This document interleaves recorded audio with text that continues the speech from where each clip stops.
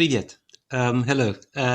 Today we have a really very special session, Russian radical computation. I'm just going to say a few words by way of introduction and hand on to Vadim and Maria, who will be chairing the session as such. And I will be joining you later for the discussion after the presentations.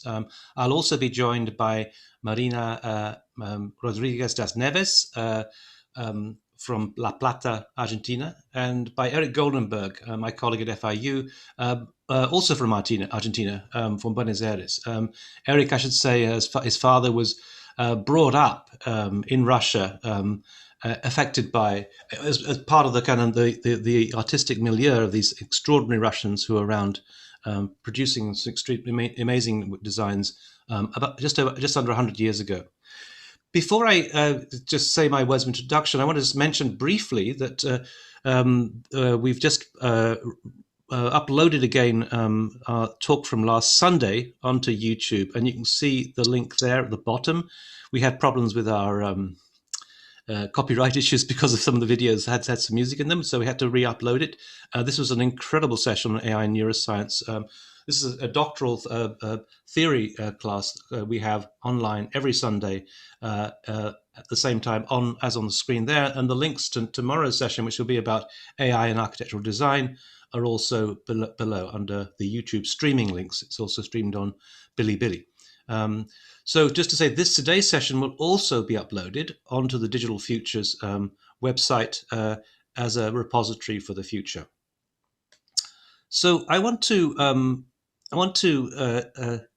tell you a story about a young British architect or young British architectural student who was brought up in the UK and who went to go and study at the University of Cambridge, study architecture at the University of Cambridge. And he was inspired by some of the earlier things that had been done in the UK, including this astonishing penguin pool in London Zoo, designed by Bertolt Lubetkin and Tecton. And Bertolt Lubetkin was himself from Russia. He was an émigré into the UK. And what is so astonishing about this inspirational design is that the top modernist design in the UK was not by a British architect, although he became it, but by someone from Russia, by Bertolt Lubetkin. And the other second thing is it was not for humans, but for penguins. But this was the kind of inspirational ideas that were kind of circulating at the time that made the kind of legacy from Russia so astonishing. And I should say that this particular student was somewhat dismayed to find back in the 80s, the kind of culture in which architecture was stuck at the time, locked into what Charles Jencks has called Post-Modernism, this kind of retroactive classical repetition, classical facades, which was all the rage at the time, but somehow to this student seemed to be a kind of crisis of confidence. What had happened to that incredible vision that we had before? Why were we resorting to the past? And what happened to the dynamism and excitement of all that fueled the modernist architecture? And this particular student would cycle across Cambridge every morning to his lectures, over the cobbled streets, through the kind of the refined architectural, the Gothic monuments, the neoclassical, neo-Gothic monuments of Cambridge, over the cobblestones to go to his lectures in Cambridge, in the School of Architecture there. And for the most part, the lectures were very pleasant and interesting up to a point. But all of a sudden, in his second year, he encountered Catherine Cook, who gave a lecture series on Russian avant-garde art and architecture. And this had an electrifying effect on this particular student. All of a sudden, on a Tuesday morning, every Tuesday morning, there was this kind of shock of the new coming in from Russia, inspirational images by Catherine Cook, then the leading architectural historian on Russian constructivism in the UK. And this went on week after week, these incredible images and coming across of this astonishingly vibrant moment in Russian history in the 20s and early 30s, the constructivist Chernikov, Melnikov, and so on, that produced some of the most astonishing work that was on the planet at the time. Vladimir Tatlin's Monument to the Third International, and then later that student went to Russia to go and see some of these astonishing buildings in the flesh, many of them in a state of disrepair, no longer quite pristine, but still maintaining that sort of shock value, that amazing inspirational way of thinking about things, Melnikov's cinema. And he went to visit this particular building, Melnikov's house, which was at that time still inhabited by Melnikov's son himself. Now, that particular student was me. I was the one who was, in a way, shocked and electrified by this incredible tradition that we had of Russian architecture that had lit up my Tuesday morning lectures in an amazing way. And it also had an amazing impact elsewhere in the UK, especially in the Architectural Association in London. And in the late 80s, in 1988, there was an exhibition that came out called Deconstruction that was with Catherine Cook editing this particular book, which in many ways was, that time it was kind of both allied to the thinking by Jacques Derrida, from the French philosopher who had this term deconstruction, but it was also in a referencing this amazing tradition from Russia. In fact, alongside that event that was held, it was a conference at the Tate Museum. There was also an event in New York that was curated by Mark Wigley and Philip Johnson. They called this deconstructivist architecture. At some point, I found out that they had intended to call it neoconstructivist architecture because it was inspired by this astonishing work that had been coming out as a result of that had come out from Russia. And in any case, deconstructivist or neoconstructivist might have made more sense because that's really what it was about. It wasn't so much connected with the work of Derrida. But of course, at the AA at the time, and this is the late 1980s, there were two individuals who were young architects who were hugely inspired by the work coming out of Russia. On the right-hand side, a young Rem Koolhaas, and on the left-hand side, an even younger Zaha Hadid, who was his student. And the point being that it wasn't simply in Cambridge that in the UK that everyone was electrified by these new ideas, these ideas from Russia. Rather, it was the AA itself, and increasingly across the world itself. This is from Delirious, New York, where the Russian constructivist architects are swimming their way across the Atlantic to New York. And then this is the kind of work by Zaha coming out very early on, the Hong Kong-Shanghai club, the Hong Kong club on Hong Kong Peak that won this competition. It didn't get built. In fact, most people thought it was unbuildable. Of course, it would have been buildable. But the point is that there was this legacy, this electrifying legacy that came from Russia that really inspired some of the most talented architects at the time, that reignited the architectural scene throughout the world in the late 80s. It completely inspired a new generation of architects that we now know only too well. And we can list alongside that people like Frank Gehry, Tom Malein, Bernard Tschumi, and so on. It was a moment of revival that saved us from postmodernism. Well, today I'm delighted to say that I'm joined by the next generation, or the next 100 years after this astonishing impact of Russian constructivism. I'm joined by another generation of electrifying architects from Russia. So I'm going to hand it over now to Maria and Vadim, who are going to be chairing the session today. And I will be joining with Marina and Eric later on to discuss the work that has been shown. So I just would like to welcome our colleagues from Russia. This is a great moment for us in terms of digital futures to open up towards this astonishing world of yours. And I look forward to seeing your presentations. So welcome. Neil, thank you so much for such a great introduction.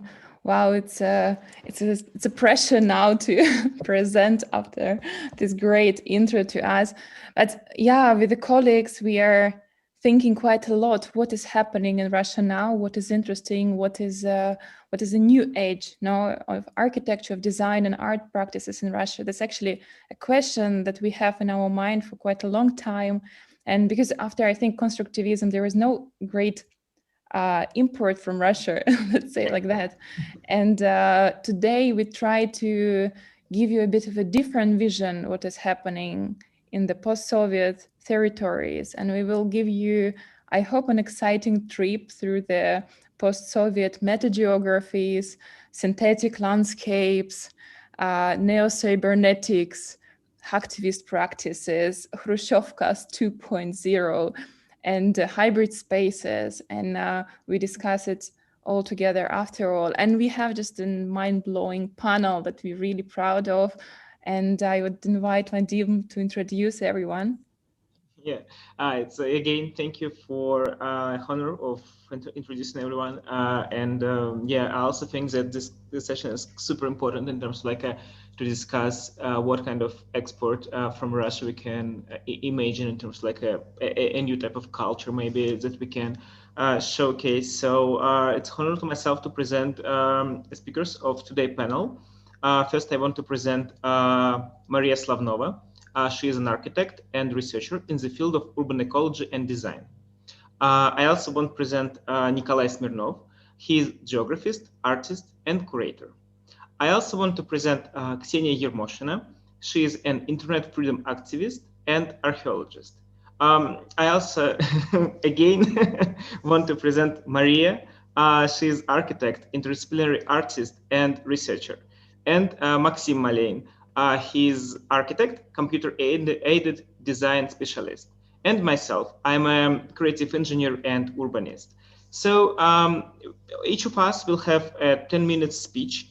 And first floor will take Nikolay Smirnov. Thank you again for coming. Nikolay, the floor is yours. Maybe I would just add on that we were thinking that maybe we discuss this topic not only from the point of view of the architect or designer. That's why we have a very interdisciplinary team of speakers talking today, and we will be thinking on the topic of Russian radical computation from the position of geographists, urbanists, designers, hacktivists, theoreticians. So we are people from different disciplines, but discussing all together same questions. Nikolay. Can I also just briefly welcome Philip Yuan? I hadn't noticed you there, Philip. Philip is joining us from Shanghai in China. And Philip and I have been with the initiators of this particular project back in 2011. So it's great to have Philip on board as well. Yeah. Hi, Philip. Nice to see you here. Hi. Welcome. I'm looking forward for your great lectures. Thank you very much. Wow, that's a great pleasure. So we invite Nikolay to start the session. Yeah, okay. Hello to everyone. Thank you for having me. And let me begin with a short and reduced definition of metageography. It is a branch of critical geography developed in Soviet and post-Soviet Russia. And the main principle of metageography is understanding that change in space or its image or its representation, it means change life and vice versa. And shift in one of these three components will inevitably shift the other. Okay, I will make, I will share screen and to show you some slides.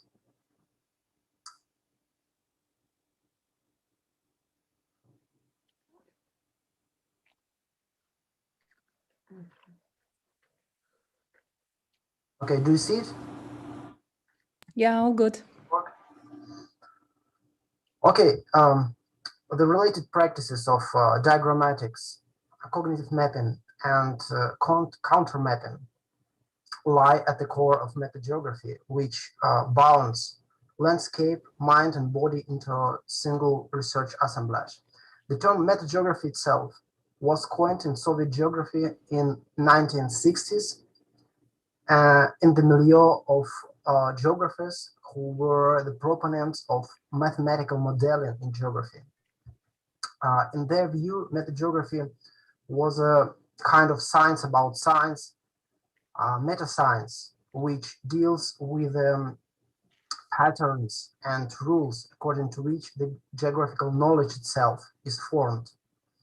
And for example, you see on your screen, you see the work by Boris Vadim, who was from this milieu, Soviet geography. At the 1960s, he coined the term and methodology of geocartoids, or cartoids, how he called it. According to him, it's a very generalized model of landscape. And this is a synonymous of the language of theoretical geography or metageography. And the most well-known geocartoid of Boris Vadim is this one, Polarized Biosphere, or networked polarized landscape, which depicts the interrelation of urban and wildlife nets, of two nets of city and wildlife, which organize into nets and coexist in the most harmonic way, and organize into webs, two nets, as you see it. On one of the versions of this cartoid of polarized biosphere, you see it on the left, which he called Polarized Biosphere and the City of the Future. He drew he drew the urban tissue, urban pole of polarized biosphere as gigantic trees or sails, which or ships which sailing in the lithosphere. And you see that it's very organic-like.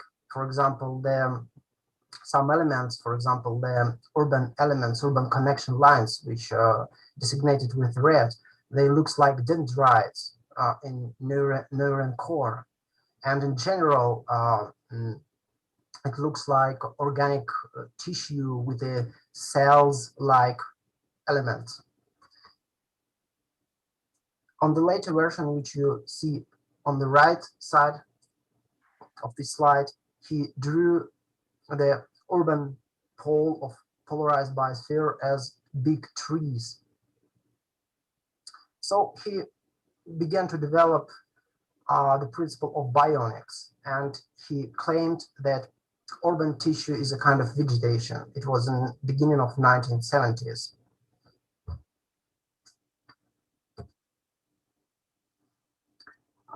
In later practices of Boris Vadim, this meaning of body, both as body of landscape and also a body of the research itself as a main research tool, became increasingly important.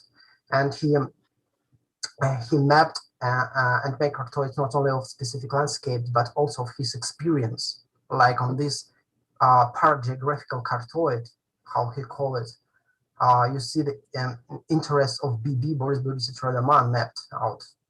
And you see the different spheres like professions, hobbies, and others. There is no distinction between them. They are all on one field. And maybe the opus magnum of Vadim, it's this geogrammatic triptych, where Vadim tried to elaborate, to work out the system, the common system of geographical diagrammatization, of geographical diagrammatic for all geographical principles, for all geographical processes, not only about physical landscapes, but also about territories in Deleuzian and post-Deleuzian sense.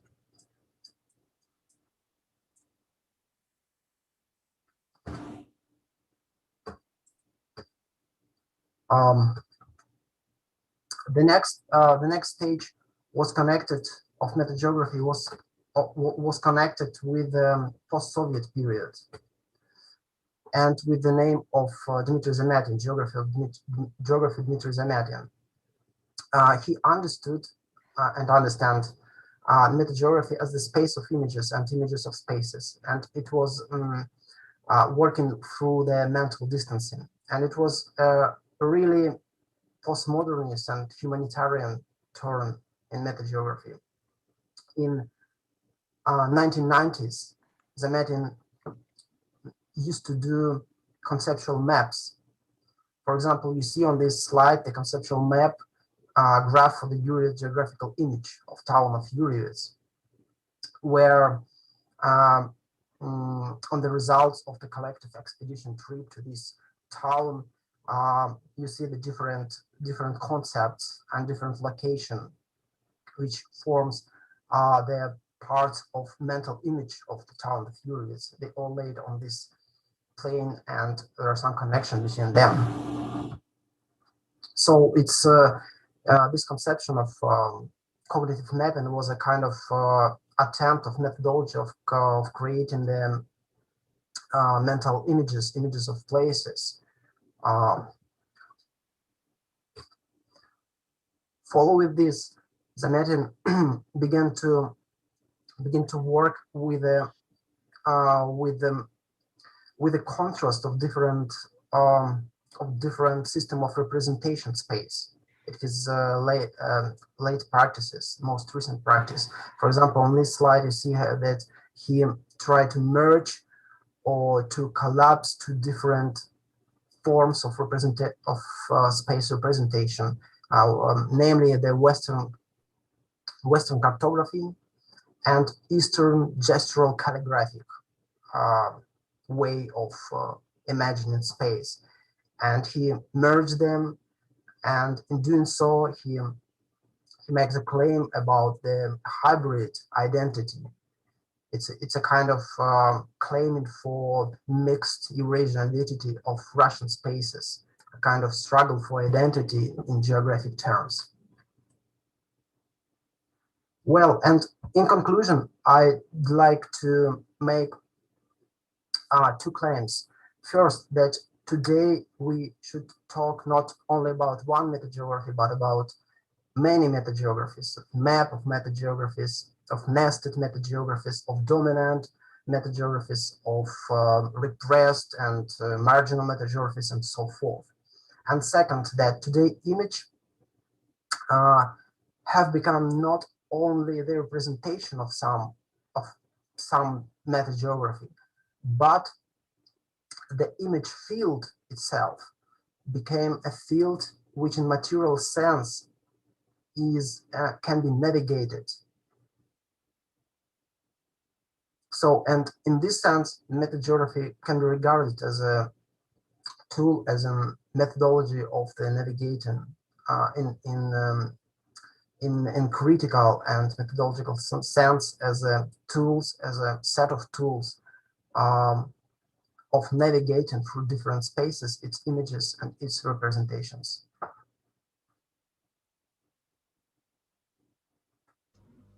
Thank you, Nikolay. Super inspiring. And this term metageography, it's always kind of breaks my mind when I'm starting to think about like a surrounding world and how we can think about it. And this idea is that there is not only one kind of a meta world of thoughts and semantic distances, right? It's a myriad of them which are existing, depends on the different mediums. I think this really kind of takes my mind and allow me to think into a direction of this like a metaverse of metageographers. And I think our like next speaker, Ksenia Ermoshina, will show us how our reality not only contains of semantic distances and a different like distances of thought, different spaces of thought, but also how it's basically inhabit a physical infrastructure which not only like stays there, but it's also manipulate our policies. Welcome, Ksenia. Hi, everyone. I'm very glad to be on this panel.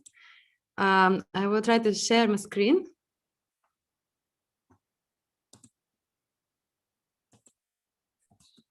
So now I hope you see the full screen. Please tell me if you do. Oh, good. Yeah. Perfect. So it's a challenge for me because, as you said, I'm not an architect, but I am studying internet architectures and internet infrastructures in their materiality. And namely, I'm interested in all sorts of cables, how they connect people and how they disconnect countries and states, and what happens when a conflict arises or when there is a regulation attempt aimed at these topologies, at these physical topologies. What happens when a state such as Russia, which is a strong, vertically organized state, tries to take over a very decentralized, very complex, multi-layered entity, which is the internet or internets. So on this first slide, you see something that is very familiar to Russian people of my generation and maybe older. This is a local network infrastructure on the top of some house in the suburbs of a Russian city. It is quite a typical thing for the beginning of the 2000s when people were starting to build local networks to connect between houses, between apartments, and basically the main goal of this connection was to play online games together, but also to chat, share files, and start exchanging also with the outside world, connecting to foreign websites and bringing internet to the houses. So it's interesting to see that in the case of Russia, internet has become accessible for households, first by the effort of these individual collectives, of these groups of enthusiasts and tech enthusiasts, which inherit a lot from Soviet engineers with their love for technology and their absence of entrepreneurial culture. I studied this phenomena by conducting in-depth interviews with local internet service providers from St. Petersburg, which is a very interesting city because it's next to the Finnish border and it is historically very well connected to the Scandinavian internet, which is known to be very fast and quite free from censorship. So St. Petersburg was very privileged because it was next to the border. I was looking at archives, talking to people, finding this kind of websites as you see on your left. It's a website hosted on narod.ru, which is a very interesting resource, still a bit alive, but mostly dead, used to host websites in the beginning of the 2000s. And here you see kind of an archive of a very small internet service provider that started from having 30 clients, 30 clients. And then it was growing and became a commercial provider. And this is a very typical story behind more than 3,500 internet service providers in Russia. So what we have now is a very huge market of all sizes of providers that are in competition, but this competition is quite peculiar because, as you will see in my presentation, it's more about collaboration than real competition. And more than 30 providers have access to transnational landline and underwater cables, which means that our Russian RUNET is quite well connected physically to the foreign internet infrastructure. We have dozens of internet exchange points where providers meet and exchange traffic, and the regulation is very harsh. It's a very big deal for Russian government to actually regulate such a decentralized creature, such a hybrid entity, which is the RUNET. And I will show you one example, very small, and I try to be very short, which shows how hard it is to regulate internet in post-Soviet realities. And this will happen on the example of Crimea, which is a very controversial place. I do not speak about Crimea as a Russian territory.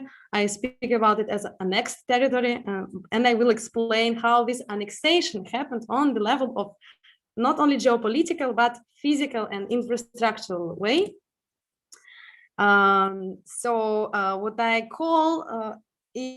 call the routing interregnum is this moment between 2014, when Russia actually started entering Crimea, and 2017, when Crimea became completely Russian in terms of internet traffic. So you see this slide, I like it a lot. On the left, you see the lake in the north of Crimea in 2014, and on the right, the same lake in 2018. You can think that this slide actually shows you what Russia did to destroy Crimea, because you see the nice green lake on the left and the very dry, abandoned landscape on the right. But what is behind this is actually a very important infrastructural decision made by Ukraine in 2014. They decided to stop providing Crimea with fresh water. They just decided, okay, this is an occupied territory. We do not provide any fresh water anymore to this occupied territory. And the right picture is actually the consequence of this decision. The same thing happened with internet, because it was the Ukrainian political, geopolitical, and technical decision to stop providing traffic to Crimea. And I won't discuss whether it is bad or good, but what interests me is how this reflects this tension and geopolitical and infrastructural tension on the networks, and how can we actually approach it? What are the methodologies to study and to visualize it? For me, it was a challenge. I used a lot of different methods. So I looked at every internet service provider that exists in Crimea. It was very hard to find it. I built a whole list. There are more than 112. For each provider, I tried to track where the traffic comes from, how the exchange of traffic happens, which are the downstreams and upstreams of which providers, and which regulations these providers are. And I wanted to understand how Russia actually managed to connect Crimea, because it's hard when you have 150 providers. Forcing them to become yours, to buying your traffic, is not a small deal. So for each provider, I try to understand how they were registered. Here on this scheme, you will see the blue is Ukrainian and red is Russian. So only very lately, only after 2016 actually, and more in the middle of 2017, did they start to become Russian. So Ukrainian providers tried to stay with Ukraine in Crimea. It's an interesting decision. I thought it was maybe patriotic, but then I decided that I want to be a sociologist, and a sociologist of technology, which I am, and I conducted some measures. So I decided to be a bit technical here, and I found out that the reason was actually speed of connection, because when you pass under the water using the newly built underwater Kerch Strait cable, you lose up to 80 milliseconds, 80, which is a lot. If you're an online gamer, if you're a broker, if you are a video streamer, it's a lot. So Crimean providers kept the landline routes as long as they could. So I tried to represent it using things like that. I won't pass a lot of time here, but what I try to show is basically progressively. You see here on the first slide, it's 2014. We have different upstreams. We have a variety, a diversity, a very decentralized topology of providers of traffic to Crimea. And progressively, all of them start to connect through this Miranda Media guy. Miranda Media is just another name for Rostelecom. It's the monopolist now in Russia, almost a monopolist on many kinds of infrastructure. So in the end, they all depend on Rostelecom, more or less. And this is a pity. But providers did resist. And I want to finish this presentation with some funny and very inspiring examples of how this attempt or attack on decentralized topologies actually created political movements within internet service providers communities. So first of all, they started to name themselves in the database that they use. This is the official providers database called RIPE. RIPE is a big institution that helps providers to actually communicate between each other and allocates IP addresses to them. So they started to call themselves Vladimir Putin and make some jokes here. I found many of these cases when this RIPE registry, which is invisible, it's only visible for very specialized people, was used to express protest against this kind of centralization. Other kinds of community responses concern not Crimea, but the Russia itself, the Russian continent, namely with this very famous action. One guy who is a very talented computer scientist used Morse code and actually wrote digital resistance on the graphic of blocked websites. So you could, I can explain it if there are questions, but basically the person used the same mechanism that is used to repress was used to create this interesting hacktivist action. And what I want to finish with is that this attempt on the decentralized topologies, this attack and centralized governance tendency that we see now, brings a new kind of protocols, new kind of architectures that arise from everywhere. And I'm studying this under the new project that we are running now with my colleagues that is focused on digital migrations and how people abandon centralized platforms, centralized protocols, and try to look for some other solutions. And among these solutions, to conclude, there is the rise of Fediverse, the federated networks, rise of mesh networks. We actually come back to the local and try to know our local service providers better. And I think this is a very interesting response to attack on decentralization, which is to bring even more decentralization. And maybe these new protocols can be the new expert from Russia to the outside world with love. So I finish here. Thank you, and looking forward to the next presentations and discussions. Thank you, Ksenia. I think it's super amazing, especially the last slides and the ideas of an expert. And also for myself, it's super cool how Nikolay is proposing to have a multiple myriads of metageographers and metageographies, and you are proposing to have like a myriad of Fediverses there. And I really, from my perspective, I really believe that the future will be distributed. And it's also peculiar to myself to see how the distribution of digital technologies, the topology, it affects the geography, it affects the policy, it affects the natural environment. And also, I mean, in referring to your early slides with these buyers and local networks, what I spotted that it's all was shot not in the center of St. Petersburg, but instead on the periphery. And that's, I mean, it opens to my mind a question. Do we have something special there in the Russian periphery? And I think Maria Slavnova, who is our next speaker, will be able to answer this question. Welcome, Maria. Floor is yours. Hi, thank you for the invitation to be on this panel. And I guess I will share my screen as well. Let's see. Give me a second.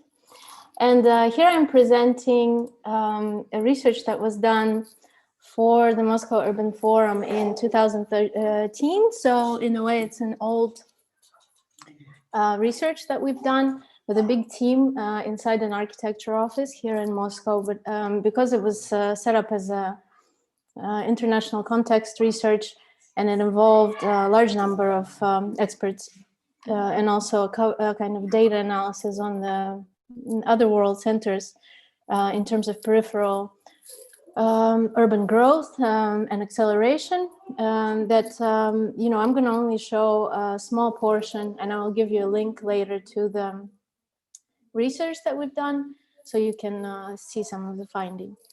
So I think one of the most important things is to tell about the method that we chose that had to deal with us approaching the peripheral growth that we started to face in 2000 here in Moscow. It was one of the last waves of big urbanization wave that came with the expansion of the Moscow borders, and then came this kind of big growth. So the method we chose was to compare the urbanized territory to the population, and then also to look at the way the peripheral boundary is compared to the boundary of the city center.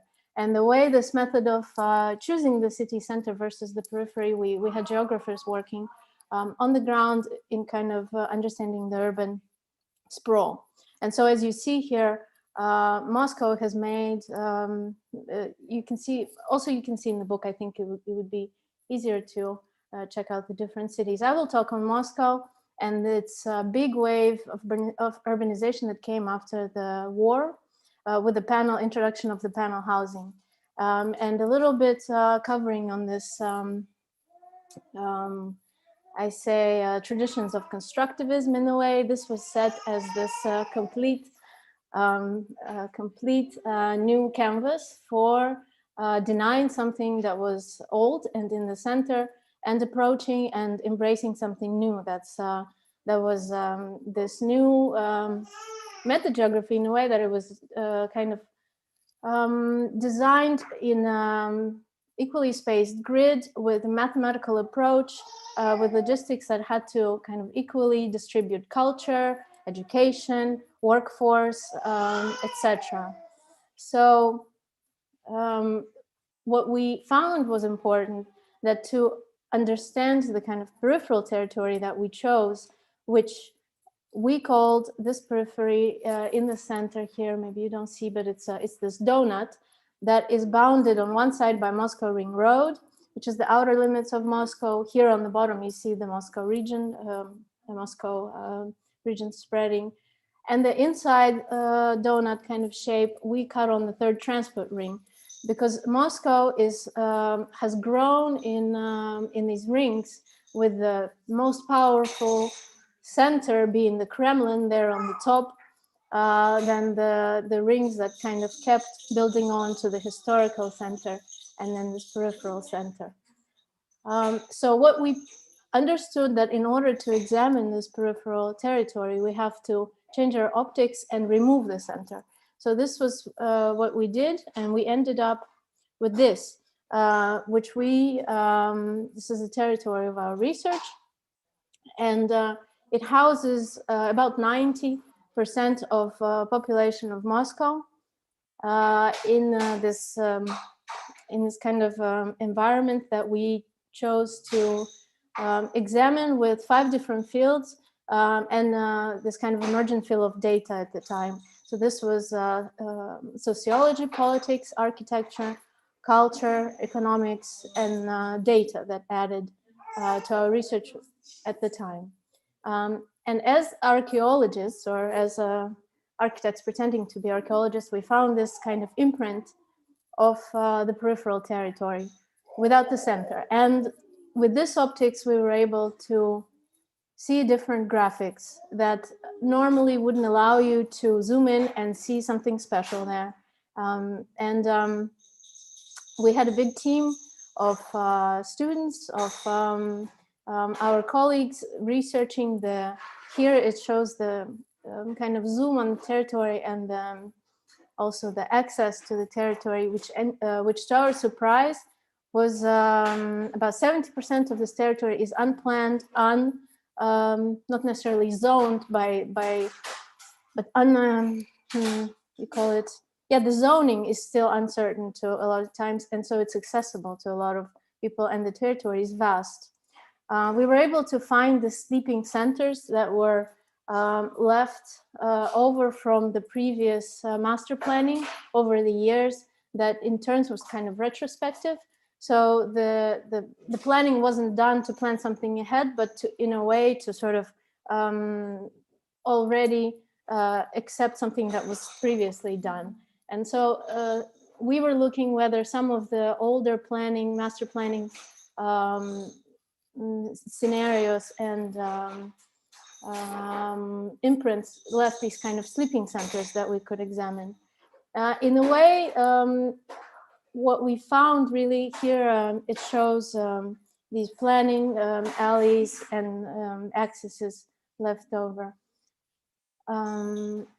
What we found, to quickly go over our result, is that the main is a strange finding for such a big research, is that this is like completely the main kind of asset of this huge territory is the fact that it's not yet planned, and it has a lot of free space and the parks, and not in about 70% of this territory still remains open for interpretation.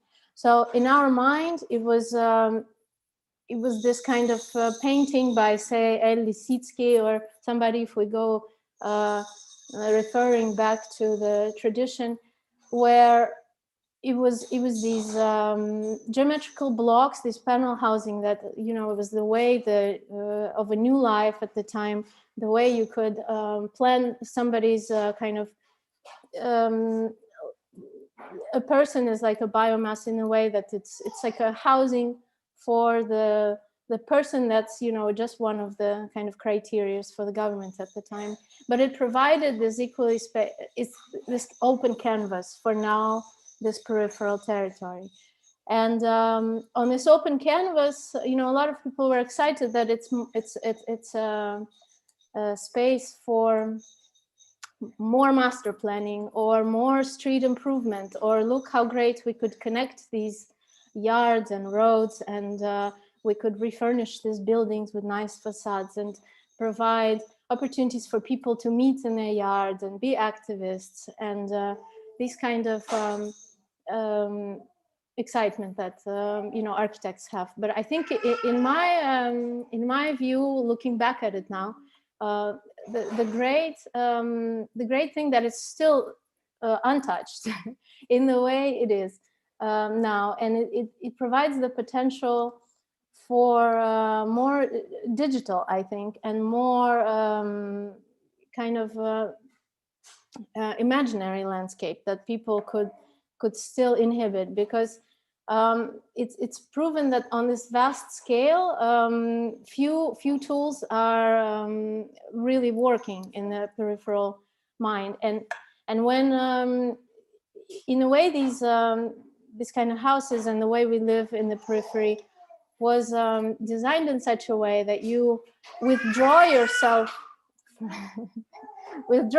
from the physical environment, and you focus on, you know, your focus goes to your work, your family life goes inside, but on the outside of this peripheral territory, this kind of other world exists. And what I found recently that really kind of got me excited about what you know, I revisited the research with this, is the game Ingress that is very active in Moscow, and it has about 3,000 players. That what it requires is a GPS, you know, location, and you have to go to a physical spot, and you have to open up a portal, which then can connect a line. So it's really an easy geometry. You draw with lines and triangles, and you end up with these kind of works of field art, they're called, that you can, one second, hold on. You can see, for example, requires 200 players, 250 cars on one night to operate. And most of them are organized, and the center is considered like a low zone of just the beginning players.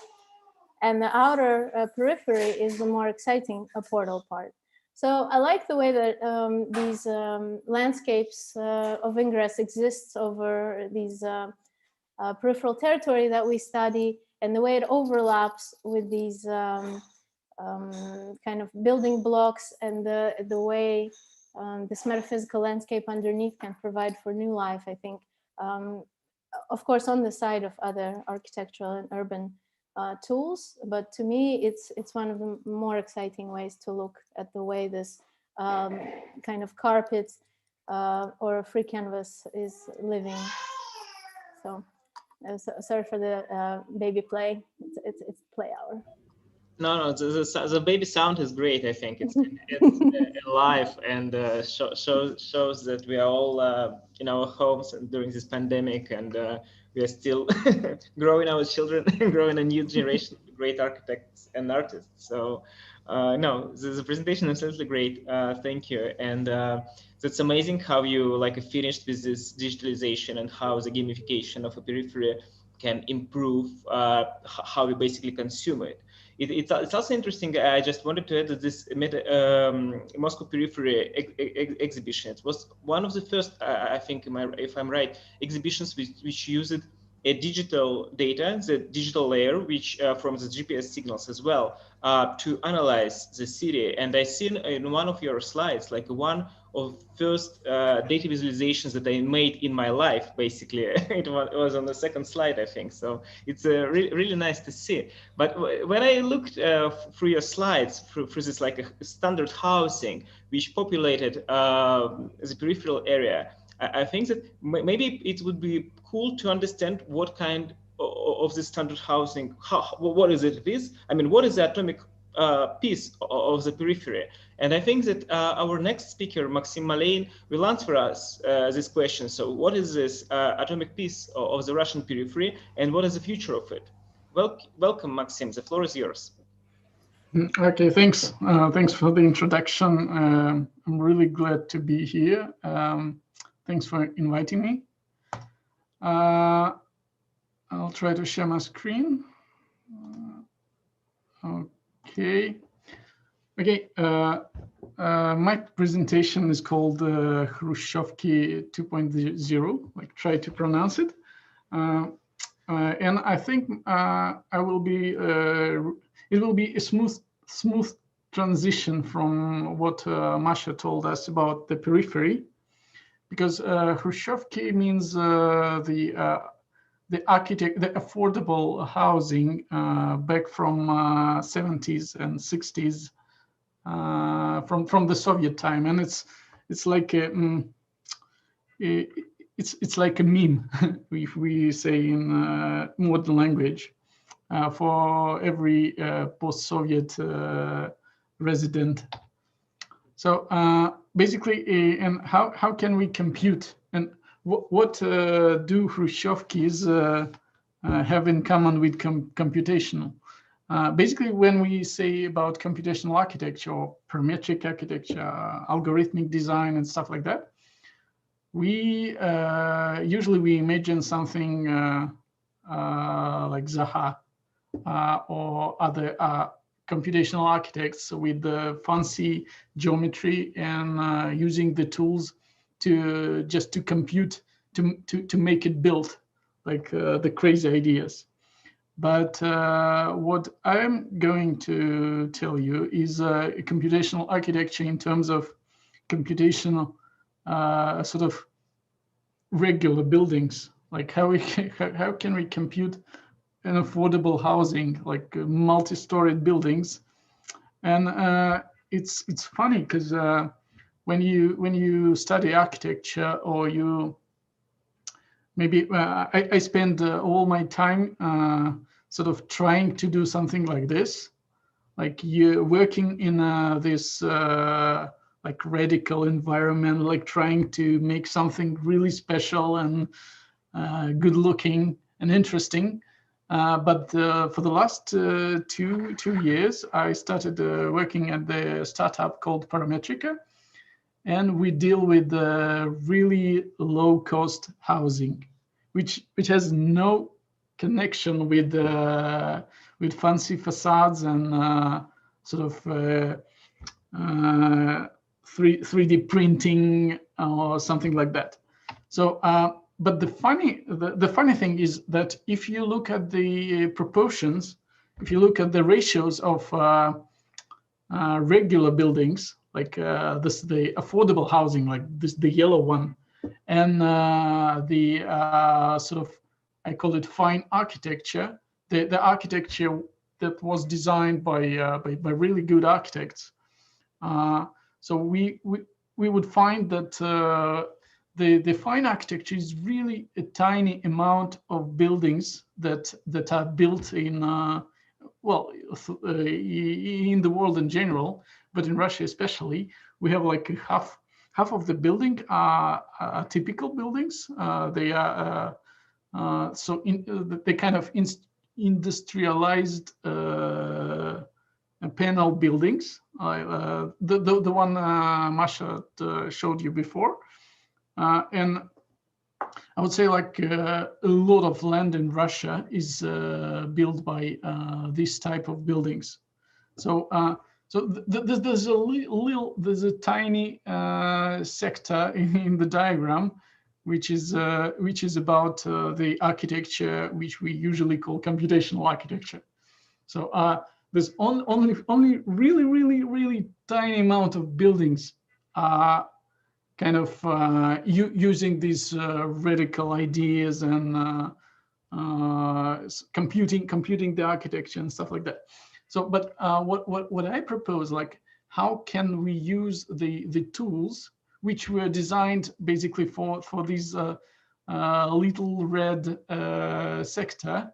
How can we use them in affordable housing, like a really low cost houses for everyone? And if we refer to the constructivists, so the constructivists, they also designed their ideas were for working class, for kind of for low, really low cost buildings. And that's I see some interconnection there, but I can't say that we are the next constructivists, but we try to kind of look in at the same direction. Okay, so what is Khrushchevka? Khrushchevka is this kind of building on the right. It is called by because they were the spread of Khrushchevka of such buildings were in 60s and 70s, where the state secretary, like president of USSR, was Khrushchev. So Khrushchevka means like a building after Khrushchev. Yeah, and so the intent was good, really, because a lot of people, including my parents, they lived in really bad conditions, literally in sheds. And the authorities, they wanted to build a lot of housing, a lot of new housing to provide a room, a flat, an apartment for every family. So they started to think like, we need to industrialize everything, and we need to build it like really fast, and a lot of buildings. So the intent was good. And I believe that my parents told me that like they were really happy when they moved to this tiny Khrushchevka, which is like really the quality of the buildings were really poor, and they started to decay in like in 10 to 15 years, and they still exist, and a lot of cities in Russia are covered with the Khrushchevkas. Yeah, and now Khrushchevka means like a really bad building, and the overall opinion, the public opinion for such type of building and for industrialized buildings as such, it's really negative. So, and it's hard to, if we kind of if we say that I work for designing a typical house, like which will be duplicated many times, and public would say like, oh no, it's like Khrushchevka's, it's bad, but it's not really bad. It's just we just need to make it on a different level. So I will quickly show you what we've done for one of our clients from Kazakhstan. So they needed to make those typical standardized housing, and that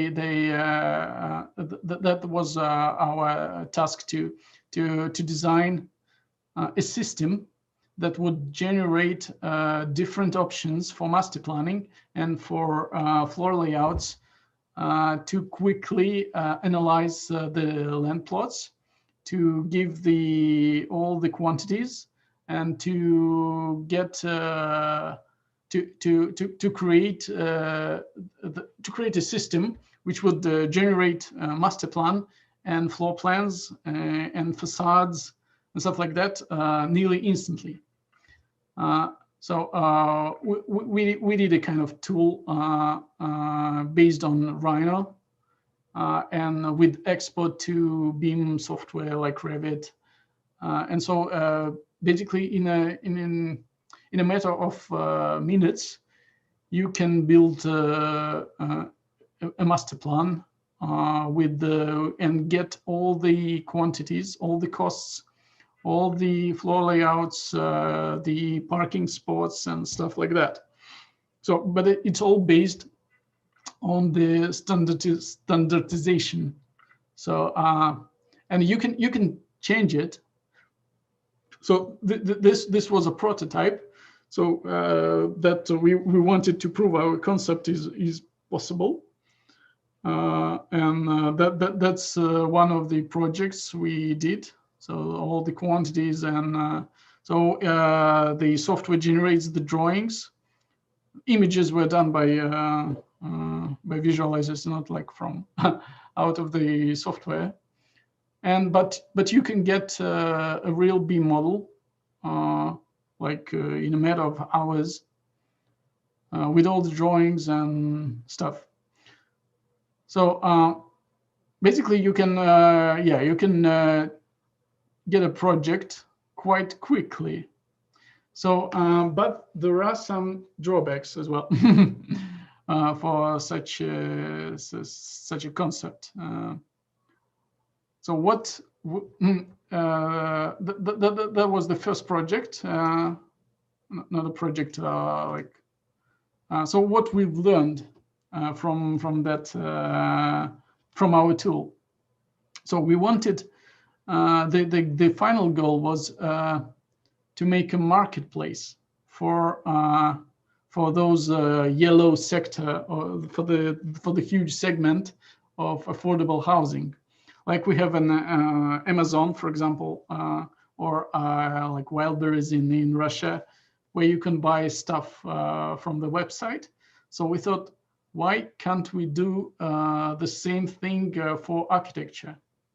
For example, you're a small real estate developer living in some small city, and you want to build a building, and you bought a land, and you wanted to construct something.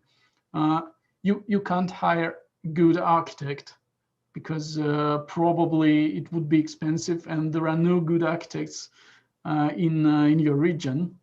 But you can go to this marketplace and buy a facade developed by, I don't know, B.R. Kingels or Rem Koolhaas, or you tell me. So we wanted to ask architects not to design not to do a single design, but to design a system that we can adjust. So the facade would be not a drawing, but an algorithm. So if you can define how you need to kind of place windows and facade system, so you can just adjust this algorithm to different types of buildings. So the same goes for engineering, for example. Yeah, you can design an algorithm for an engineering system, like for ventilation or heating. And the small real estate developer from the really, abundant city can buy it and use it in his small town. Imagine, so this would benefit to really small areas from Russia, and there are a lot of small towns in Russia which has really poor architecture. And now that they would get something from star architects. So, and you also need a configurator. So you buy the parts, and then you use some kind of software like ours, or maybe there would be like other configurators. So you can just put those parts together in a building, and the configurator would validate your solution if it's good, or it just goes doesn't go along the building codes or show you like everything. So yeah, these are our next steps. That's where we're looking to. So I would like to finish with some outcomes. What we've learned. So we tried this procedural master plan generation at first, and it's good. It's good for sales, for salesmen. I mean, if you come to a developer and say, oh, you just need to press a few buttons and the master plan is done. You don't need to wait weeks, a month from your master planner to get to analyze your site. Yeah, the developer will say like, oh, that's great, that's great. And you can get some valid metrics from that as well. So the quantities and if the product goes against the building codes, or if there's some regulations where are not in place, like for example like that. But also there are some drawbacks. I mean, you can generate a master plan, but with valid metrics, but it doesn't mean it would be a good design. So so you can generate I don't know, you can set the amount of square meters as your goal, but it wouldn't generate you a good design. So it's really hard to make the software produce valid metrics is hard, but to make this software produce good design is just extremely hard. And it's, I don't know, I think at this point it's nearly impossible. I mean, you always need to validate it, manually. You need an experienced person, and that's also the problem, because to make a good architecture, you have to be really experienced architect, and there are few experienced architects in for the whole country, and they all based in big cities, and small towns they don't have like really good architects or designers, and they have to hire from outside. Well, but still it's difficult. So we ended up that what I see as the next step of the future is some kind of augmented design. So what I mean by augmented design is like your solutions are made by a human or like by a designer, but the solutions are I call it informed solutions.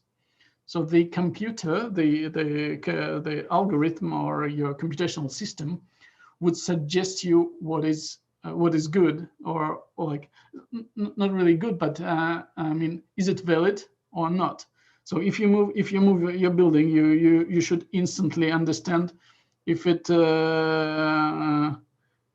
good in terms of budget, or you move your flat and then it instantly says you're like, okay, you're going over budget, or you're kind of not in line with the local code of sound regulation, so something like that. So we kind of trying to step back from the generation, from this generative design, as it's a popular term, but I think it's like going a little bit the wrong direction.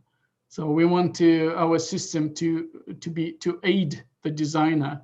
So we want to produce, we want to make regular designers or sort of regular architects to produce work as it was done like by really experienced architects. That's our final goal, and so we want to make affordable housing like it was designed by by Zaha, not Zaha, but by a really good architect. But it should still cost like an affordable housing. Yeah, I think that's all I've got for today. Thank you. Thank you very much, Max. That's super relevant for actually Russian current state of the architects and architecture. And I'm very often thinking that because when we are talking now, basically the Hrushevka is something which is optimized for human. Is the space optimized for human? But what if we are thinking on the space which is, or the housing or habitat, which is optimized not only for human but also for non-human? And what if the role in the designing this space, there is not only a human taking part, but also some non-human agency. But basically, you are designing this, for example, machinic or algorithmic agency, you are designing it and basically giving a lot, like a big role to this agency. And starting this, I tried to give an introduction to myself. I steal this role from Vadim. I hope I did it well. So I will share my screen and maybe, question a bit these topics. I hope you can see my screen.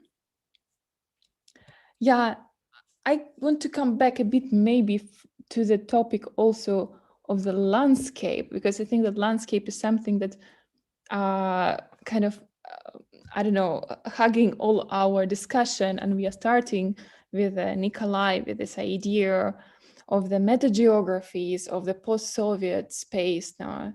And I think that now, in a current moment, we also need to think on this landscape as a something synthetic, as a something bioartificial.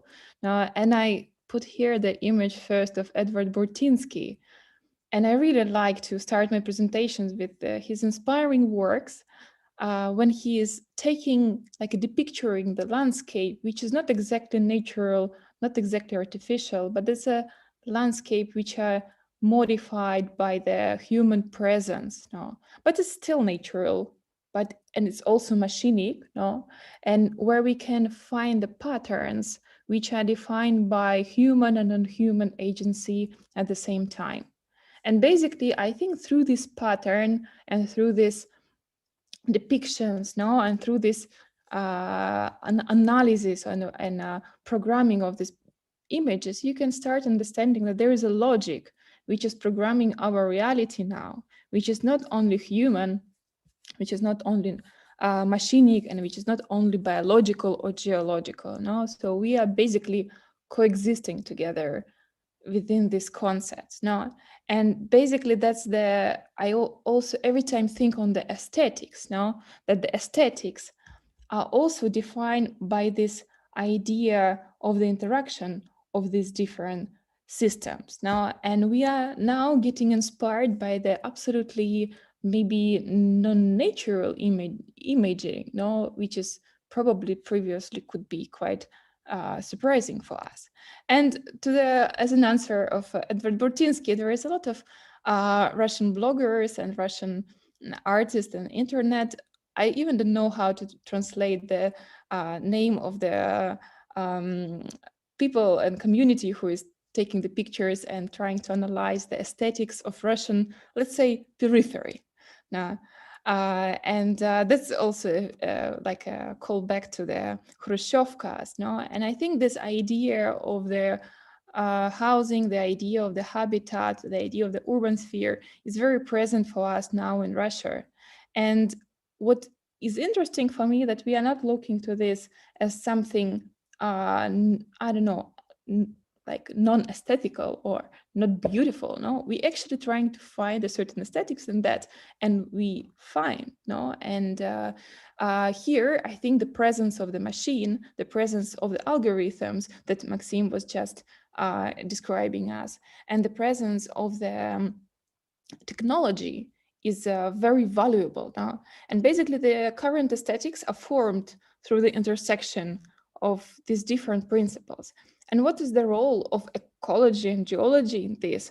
Now, especially taking into account the current, probably very present global health crisis and global ecological crisis now that we are facing now. What is the role of the nature within this question?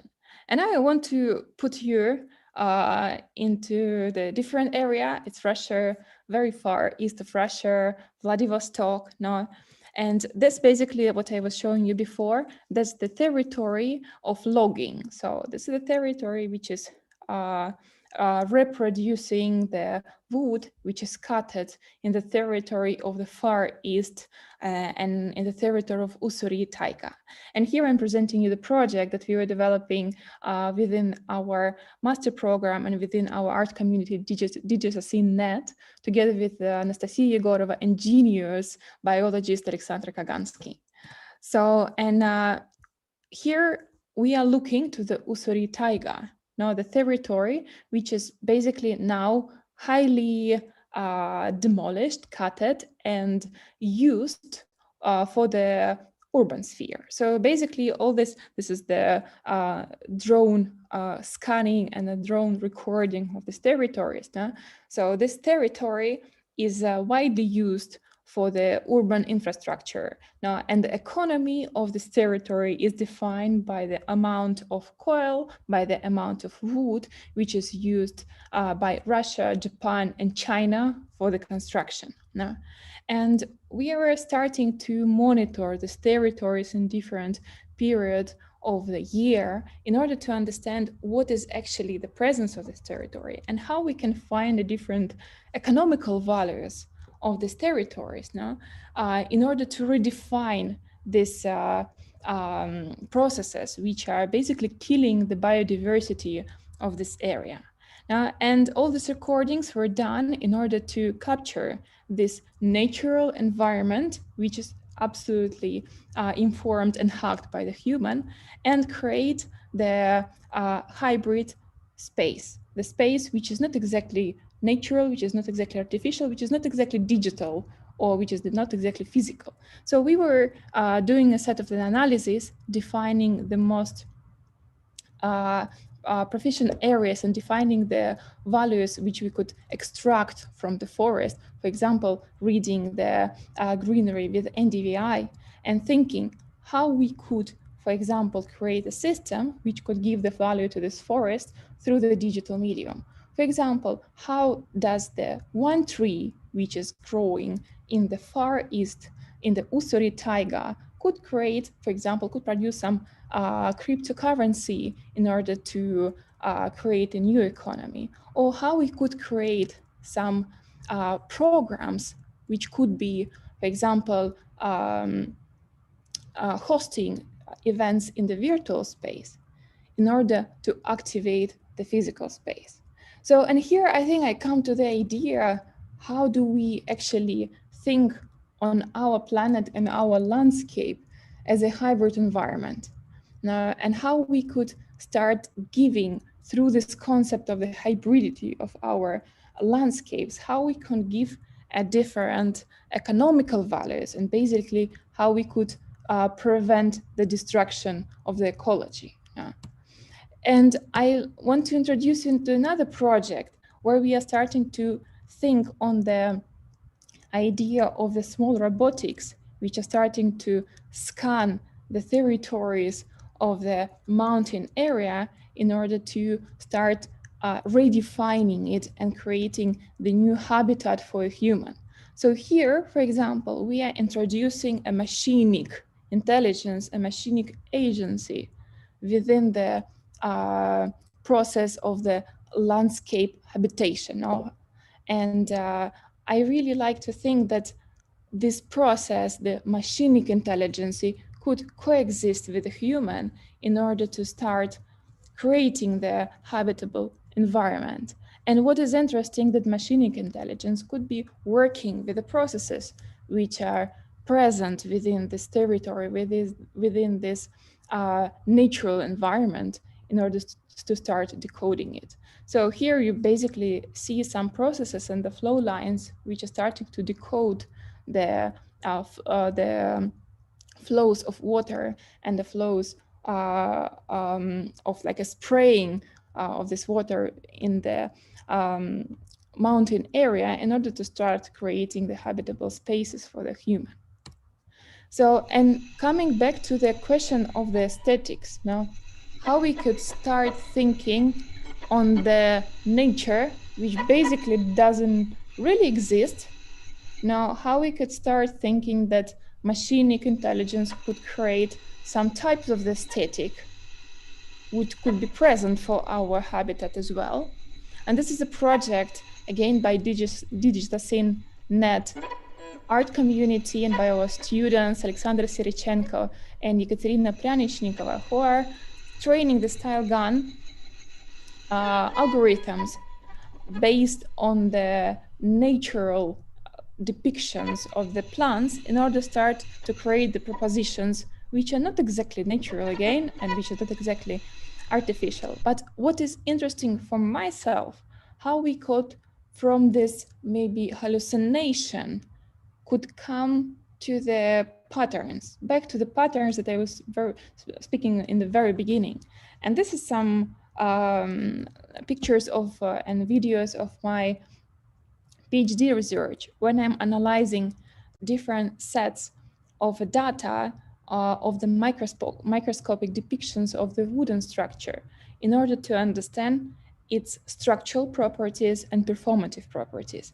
I'm very much interested in the implementation and use of wood within the architectural projects, and I think that we are using the wooden structure not for its performance in its let's say natural way, no, because the wooden structure, it has you can actually see here the pores which are appearing here. Now it has this very interesting heterogeneous properties. The wooden structure and the wood itself could, beside the load-bearing properties, it could, for example, transmit the water and the nutrients through the whole structure of the wood itself. So basically, it could breathe, it could eat, it could drink, and it could still keep the performance of the load bearing. And I'm very inspired by this idea of the wood as the as the creature, as the intelligence, no, that we can extract from here, and then training again some style gun in order to start creating lots of propositions of the artificial structures. These are not exactly, again, real and not exactly fake, no, but these are images which are starting to think on the wood, on some kind of fake artificial wood imagery. And what I take the latent vector of these studies to the Z coordinate of my volumetric sculptures and start to create some volumes, some samples of the material, which are taking the intelligence of the material, of the wooden material, and bringing it to the artificial structure. And I think this very much, these fibrous structures are related to the idea of the fibers that we have in the nature. And here I'm coming back to the maybe how many 4,000 kilometers closer to myself now, close to Europe, in St. Petersburg. And this is the algae which is present in the Baltic Sea, right? Actually now just next to that. Now, and I'm thinking how I could, for example, take the idea of these natural landscapes of the algae, which are creating basically this is a pollutant in the Baltic Sea, now, and how I could take this material and start recreating the different artificial landscapes based on the biological intelligence. I think that I'm absolutely out of the time now, but no, but Maria, please go on. This is beautiful work, please. Yeah, because next, what maybe I don't speak about this now. I speak this in the question. I'll just give you some beautiful and inspiring images of the territory of the Baltic Sea where we are now located, and basically this algae blooms, which are very present here, is becoming the very problematic now. So I'm trying to translate this materiality into and translate it into the productive way to the 3D printing techniques.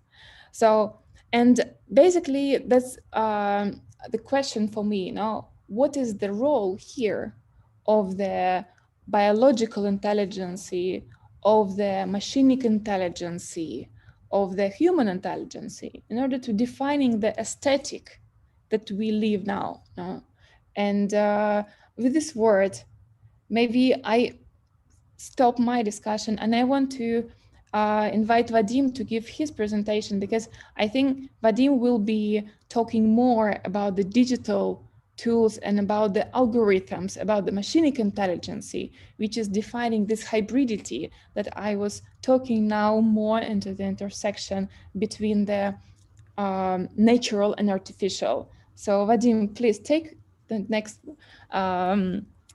presentation and introduce us some hybrid realities through the intersection of digital and physical. I'll try. Thank you. 1 second, I will share my screen. Yeah, I hope you can see my screen. So I wanted to start my short lecture with a question. So I want to ask you, all of you who are in this room with us, in a Zoom, who are watching us in a YouTube, what do you see on this picture? So I think 99% of us see a horse right now, right? But if I look to this horse through my I don't know, phone with installed computer vision software, with remotely deployed neural network, like object recognition software, I will see that this is basically a frog. Yeah, that sounds super strange when you first hear it, but that's true. Because the thing that you see here is called a one pixel attack. It's a way to modify an image, just a 1 pixel of it, to create completely different meaning for an algorithm. So this yellow square here on this horse is basically our modification of a horse as a digital object. And by just modifying this single atom of it, we are able to create a new thing, of course, for an algorithm. So I'm almost asking myself, if algorithms are so easy to be deceived, can we also be easily deceived by them? Maybe we are too inspired by them. And yeah, we all know that they're controlling everything around us right now, right? They decide what kind of content we consume in our social networks. They also decide how our car is turning on a street. And you can find online different publications like this one. This is basically an example of Instagram account done by Alessia Lenok. She is my student. And this Instagram account completely generated by an AI. Moreover, this Instagram account is about the works of street art, which shows that even a street art nowadays moves through the digital agenda. Or another project, again by DigitalFUTURES participants, which showcases how the TV stream can be constructed using maybe familiar to you style gun techniques, right? The image synthesis through neural networks.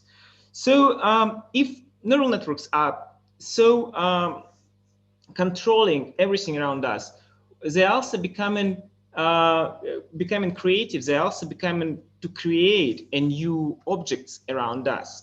And if they're able to create objects, right? Maybe they can create something else. And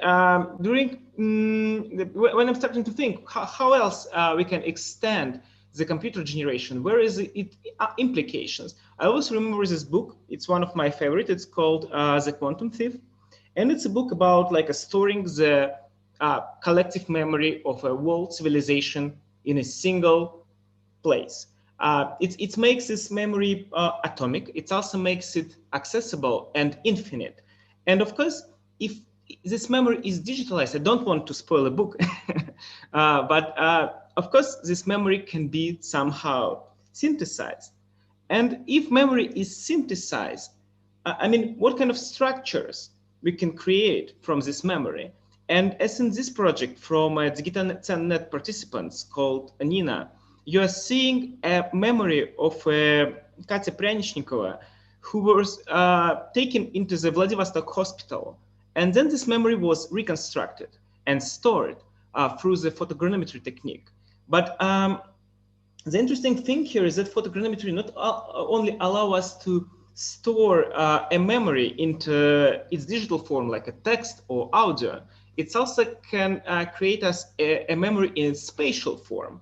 And exploring this memory through a virtual reality technique, we are able to kind of merge our existing space of physical things where we're living right now with a digital counterpart. Or like in this project where, again, Alexander Shirichenko and Valentina Pryanchnikova using a technique of a light painting to embed a memory of a pre-revolutionary Russia into modern Vladivostok landscapes, which basically work with, again, a memory, pictures, which are digitized, scanned, and then through additional enhancement through the light painting software embedded into our physical reality.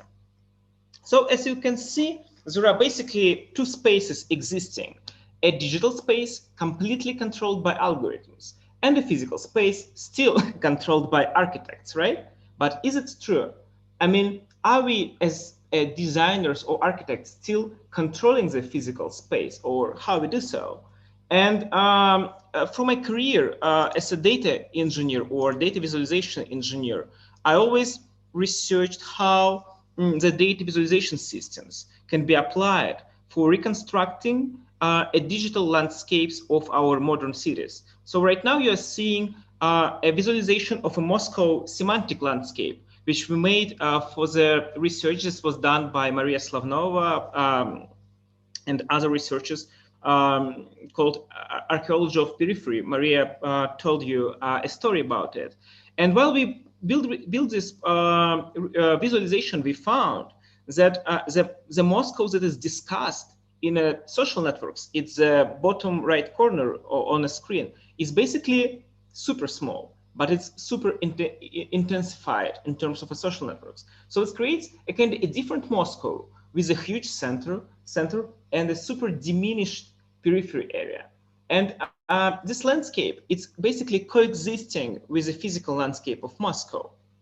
But as an architect, we're always asking ourselves, so, okay, on a spatial level, right? On a level of a landscape, it's more or less easy to interact with information, like through data visualization techniques, for example. But how we can interact with algorithms on the lower level, on the level of our buildings? And in a project that we did with Eduard Hyman and Tatiana Plachova, we basically built a space which were populated by synthetic objects, synthetic organisms, which were reacting, but they were not reacting by for hours interactions with them. They were reacting for a change of space. So basically, we were changing a space, and then the species reacted to us. So this created a hybrid environment where digital algorithms and people were sharing the same space, and all of them reacting to the change of the space. So in this case, where is the place for us? I mean, as designers, we always talk about like, okay, showcasing the virtual layer of our reality, or about like using computer-aided design for creating a new type of physical objects, like Maxim, for example, was referencing. But is there something more in it? And I think, yeah. So first, we can use an AI to be more creative, but not in terms of like getting something done for ourselves, but instead envisioning reality together with artificial intelligence. And as in this project, my student Altanay Nagaybayeva, she's using an earlier Pix-to-Pix implementations. Basically, that's the algorithms that allow you to draw something, and that it envisions what you draw. So, and to create urban proposals. So basically, we can create a tool for people who can draw their ideas about urban renovation, and then see their ideas visualized by artificial intelligence. This creates a kind of not even a dialogue, this creates a collective imagination of a space around us where we imagine together with AI. But the also important things that I want to discuss about is that using a virtual reality or extended reality techniques, we can finally merge these two spaces, the digital space and the physical space. Like in the projects that we are doing in Ephemera One studio, co-founded by my wife, Vadim Smakhtin, we are trying to envision a new type of architecture, which is built not for a physical space, or it's built not for a virtual space. Instead, it's built for a hybrid space. It's built for a single one space. You can imagine, like in a Snowpiercer TV series, there is like a first, second, and third class. But then there is just a one train moving through this dystopian Earth. And I think that the future of an architecture is to observing cities and observing spaces as a singular objects, where digital algorithms, digital organisms, natural organisms, and people are coexisting together. Thank you. Thank you very much, Vadim, for your presentation.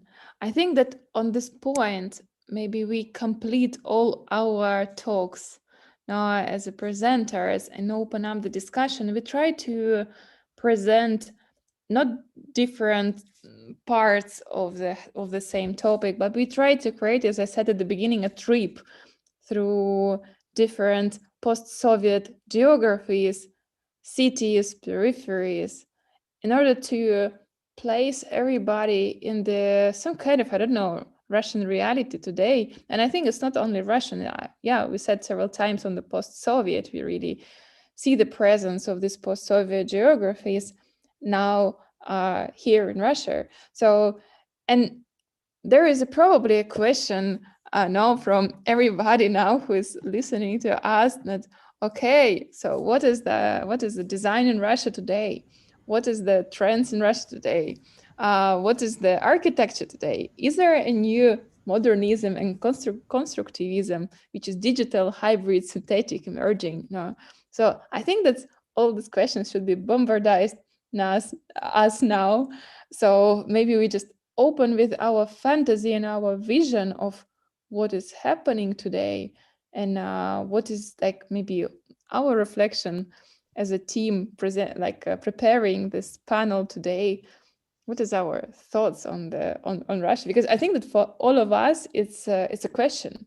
No, we don't have an answer. We're just showing you what we do, and I think that's very pertinent. That's very particular for Russia, and this vision. Yeah, I don't know. Thanks very much. Thank you, everybody. Can we I'll just come in and just welcome in Marina Rodriguez Neves and Eric Goldenberg, both from Argentina, and Philip Yuan, if he's still here. Yes, Philip.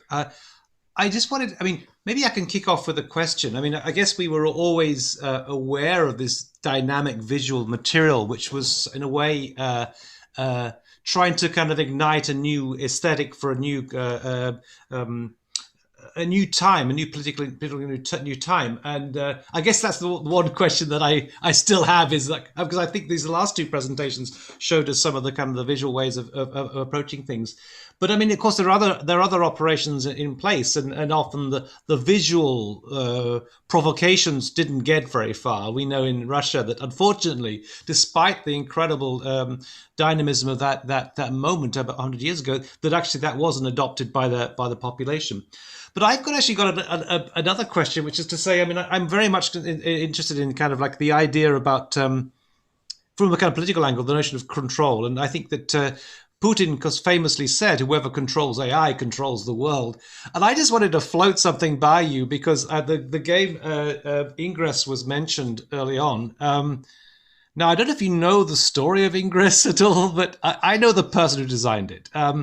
It was done by a guy called Flint Diller, D-I-L-L-E, and he was working for Google. And actually, Google, I'm based on Venice Beach, and Google, the building by Frank Gehry, where it's housed, the binoculars, is about 100 meters away from where I am now. And I would meet with Flint quite often for lunch and things. And one thing I should warn you about is basically that Ingress is not a game. It's not a game. It's actually a method devised by Google for actually getting information, data about the city. They'd be very much aware that information is power and things. And it was there just to kind of scoop up information. And people seemingly playing this game were just kind of like actually feeding into some kind of system. Now, I'm not a kind of conspiracy theorist in terms of kind of surveillance capitalism and so on, but I want you to know that that is what's behind all this. And someone somewhere in that way, it wasn't brought up in a way that I like the way it's kind of the game itself, because I know this kind of it's genealogy of Google and then Pokemon Go and all these other ways they're getting data from all places, but more in a way that you could not inhibit but appropriate the landscape with the digital tool, like and to feel more of a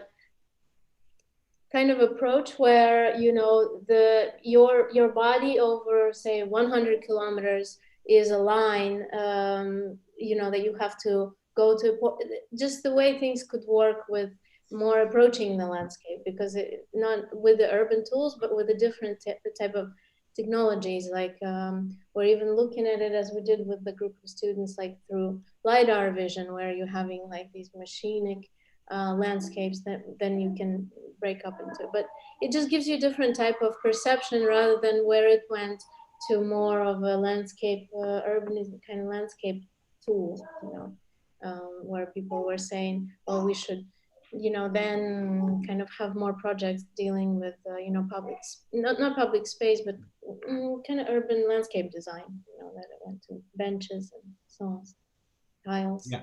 I guess the question is who is appropriating what, but I mean, okay. Yeah, that's important. Yeah, that's. I mean, maybe I can bring Marina in here and Eric and Philip. Just if you got any feedback, Marina, do you want to say something?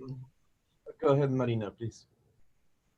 Okay, hello everyone. Again, привет to all our Russian presenters today. I must say, congratulations for all the work you are doing. It's amazing. It's amazing. And this makes me feel that in a way we are experiencing a new sensibility. It's a new sensibility, and we are all together in this. And I can feel it because I can see that it doesn't matter in one country you are. We are all sharing this.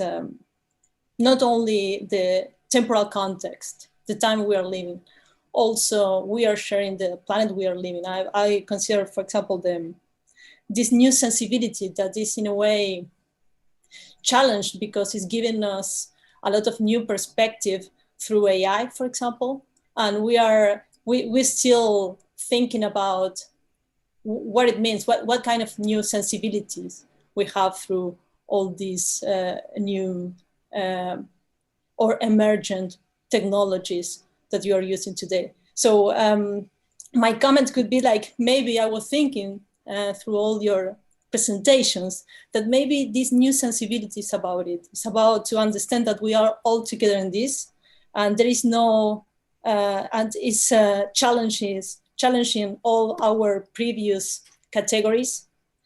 And I believe that all the presentations, and it was also in Maria's presentation was like super intense. This idea that there is no differentiation, and also in the Vadim last presentation about that there is no difference, or at least there is like a kind of blend or merge logic between the physical and the virtual, the artificial and the natural, the life and the death, the science and the art. And I can say this because when you are presenting this idea of the landscape, which is it's an idea that we were working in architecture before, but the way that you are working with it, it's absolutely new in terms of sensibility. And I believe that, for example, when you, Maria, was showing the good sections, which is like something that I saw in Georgi Kipis' work. You know, Georgi Kipis, the Hungarian artist and theorist and educator who was part of the new Bauhaus in Chicago and MIT with Laszlo Moholy-Nagy. And I see that this idea of the landscape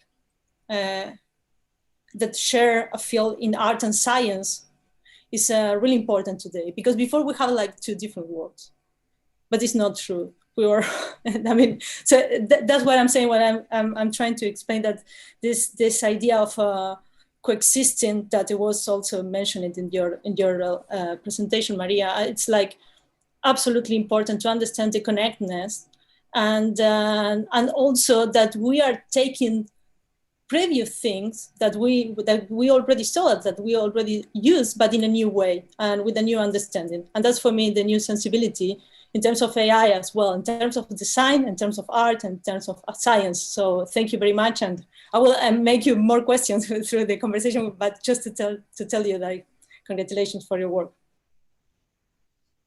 Yeah, if I may add to that, I connect very much with what Marina is saying in regards to the interest of this sort of sensibility that seems to come across multiple scales, potentially from the scale of the psyche to the scale of the body and the territory and the scale also of the extreme landscape of the social housing in Russia, which I did actually see much of these in Moscow and St. Petersburg.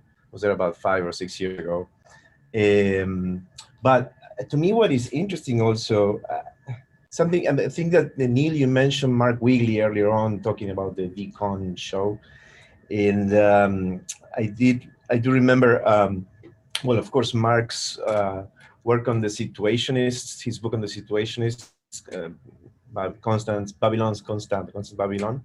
And to me, the work that Nikolay was beginning to present today was intriguingly kind of, to me, relating to this idea of possibly understanding the landscape, not just the landscape as a physical entity, but rather the experiences or the mind trips, the tripping on the landscape or the tripping on the urbanscape, right? So to me, that's where much of the work of everybody is situated, to this idea of even how you describe the talk today will be a trip, right? And I think that there's something quite extraordinary in that idea that one should,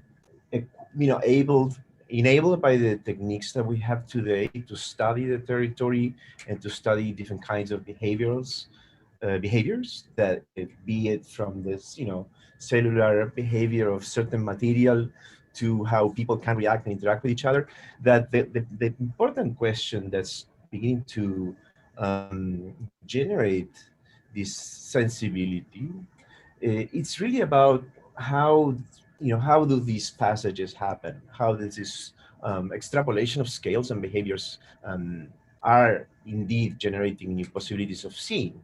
And in that regard, to me, I'm just working on something called Feedback, which is an upcoming exhibition. It's really about some of these transfers. It's completely scaleless, and it's trying to figure out that which I think you guys are so beautifully doing through your work. And the one thing that I was really also very intrigued about the Ksenia's interest in the actual physical elements that make the networks, which also was part of it was part of a lecture of Mark Wigley here at FIU when he talked about networks in general. What is the presence of that in architecture? I think there's something quite extraordinary also in that correlation between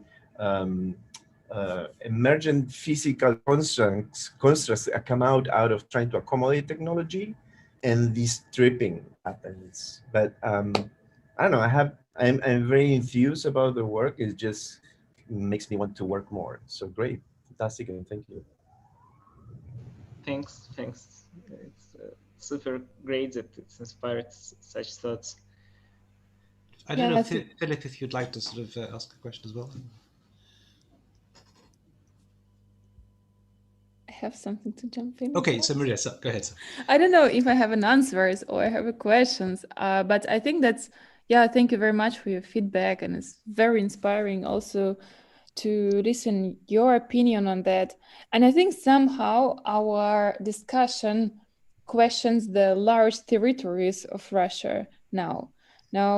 Wow, actually, see that Maria has a Mia as well, a little new architect in the camera. So I think we are now talking about Russian territories, because I think that's a question. We are like through our discussion, we are pointing the questions: how do we define Russian or Россияnin, which is, that Russian, we have two different ways to call ourselves. One is Russian, another one is Россияnin. Russian means that we are ethnically Russian, and another one means that we are living in the territory of Russian Federation. Now, how do we define ourselves, and how do we define who do we belong to? Because I think that's also the question. And I think it's a question not about Russia, it's a question about all the world around the planet now. And I think that through this discussion, we wanted to show you how we are really intervened through the networks, which are not exactly physical, which are not exactly defined. No, I really love Ksenia's contribution in our discussion.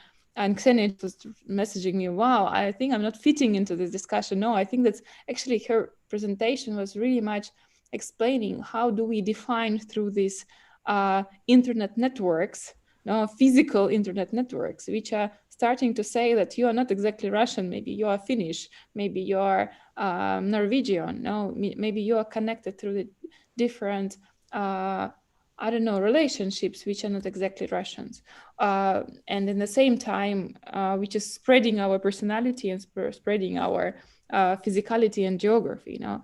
And through the works of Nikolay, it's really interesting to understand how the geography is also non-physical, how the geography is defined by the set of relationships between the people. And coming back to actually, back to the Soviets, that Nikolay was describing some thoughts, which are starting to see the geography in absolutely different way that we used to see on the maps.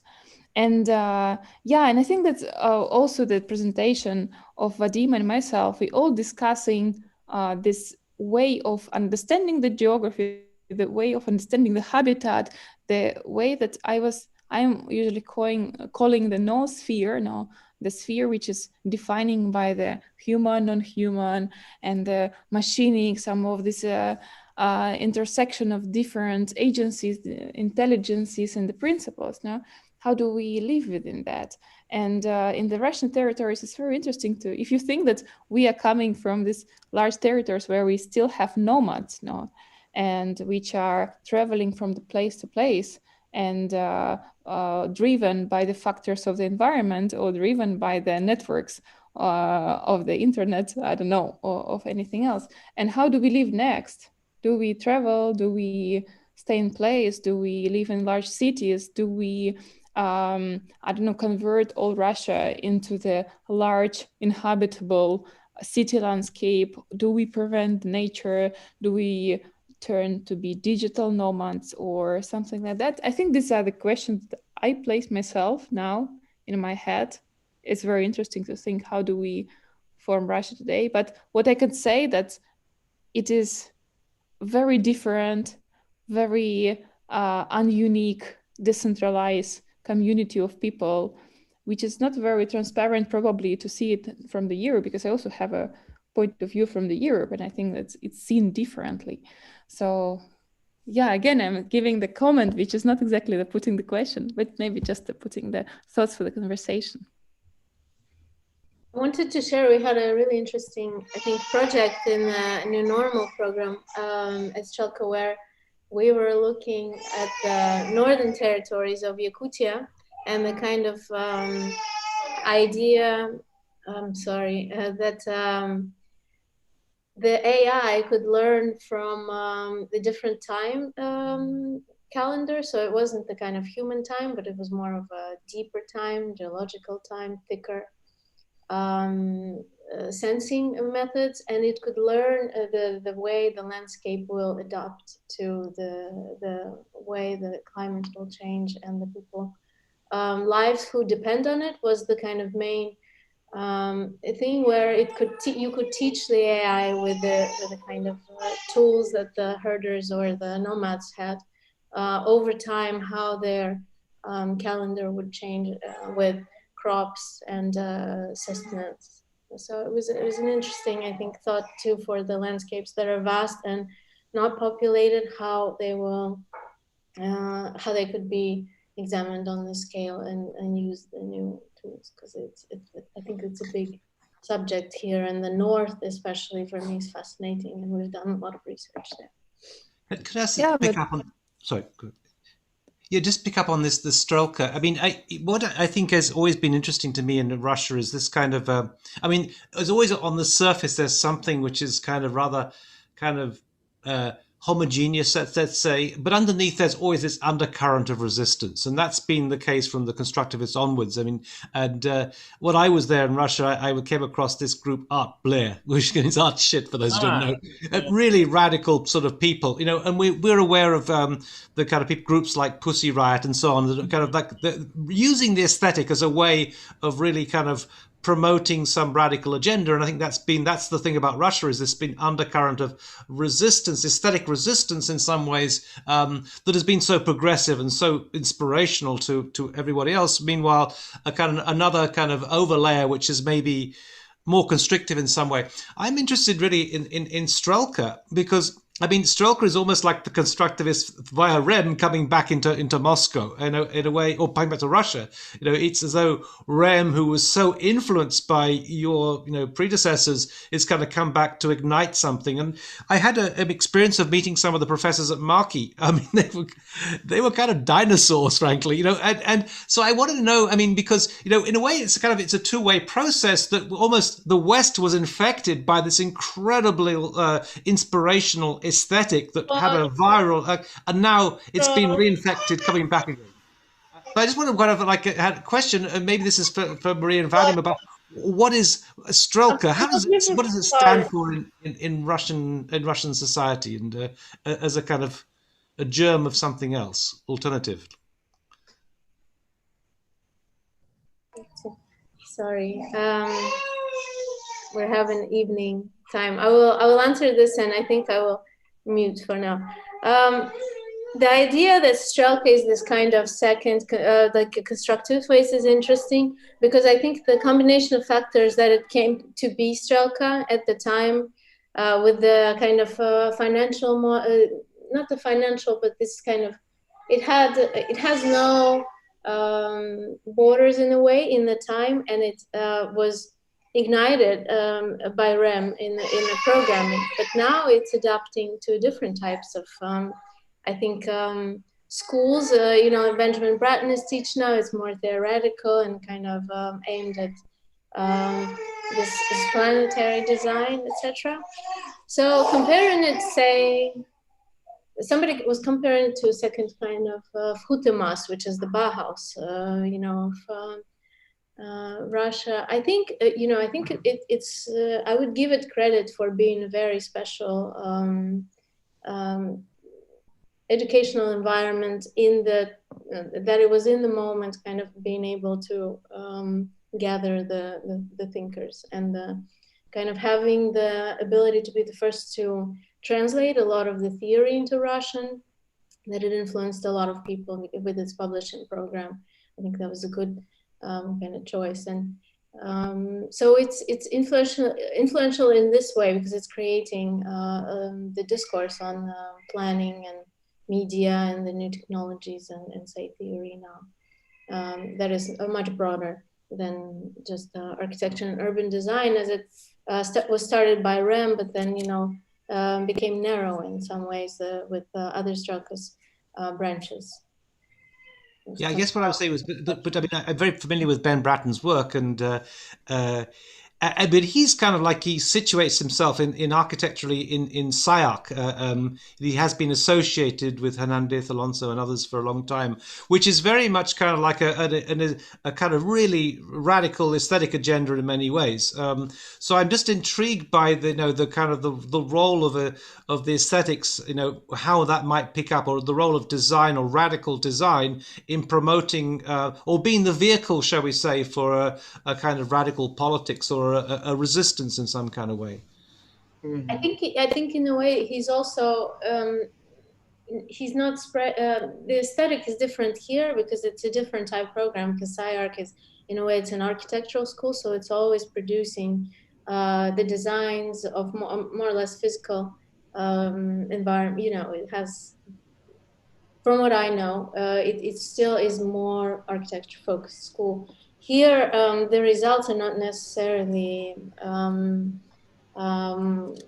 of projects or proposals, but they are more of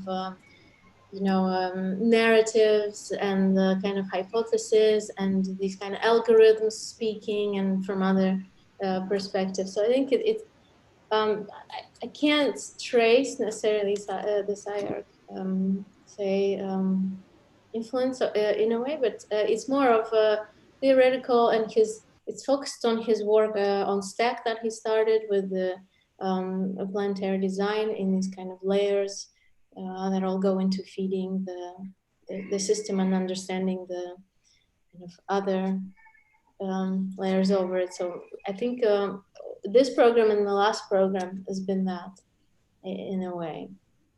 Previous programs sometimes, there were other ones. So I enjoyed the way Benjamin has kind of introduced his agenda and his program themes, and the way he was able to get a lot of new faculty on. Maybe I could ask both Vadim and Maria. I mean, Vadim has been working with Eduard, who has been this. I mean, he's not on the panel, but really kind of inspirational, sort of new, progressive, radical computational sort of work. I'm just intrigued by that side, because I mean, actually, Benjamin is actually interested in aesthetic. I know the stack logic and so on, but underneath it all, he's always been attracted to the dynamic kind of imagination that's been going on. Mm-hmm. Yeah, so I think in terms of like a continued discussion on the topic of Strelka and Benjamin Britten, I think he has a huge influence here in Moscow, especially because, I don't know, a lot of people that work with us or, I don't know, our friends were his students at one point, because New Normal runs for 4 years already or something like this. My wife was a second year a New Normal student and his student as well. So we discussed with her a lot of the areas of like, working with the simulations as with natural organisms while she were doing a diploma in a New Normal.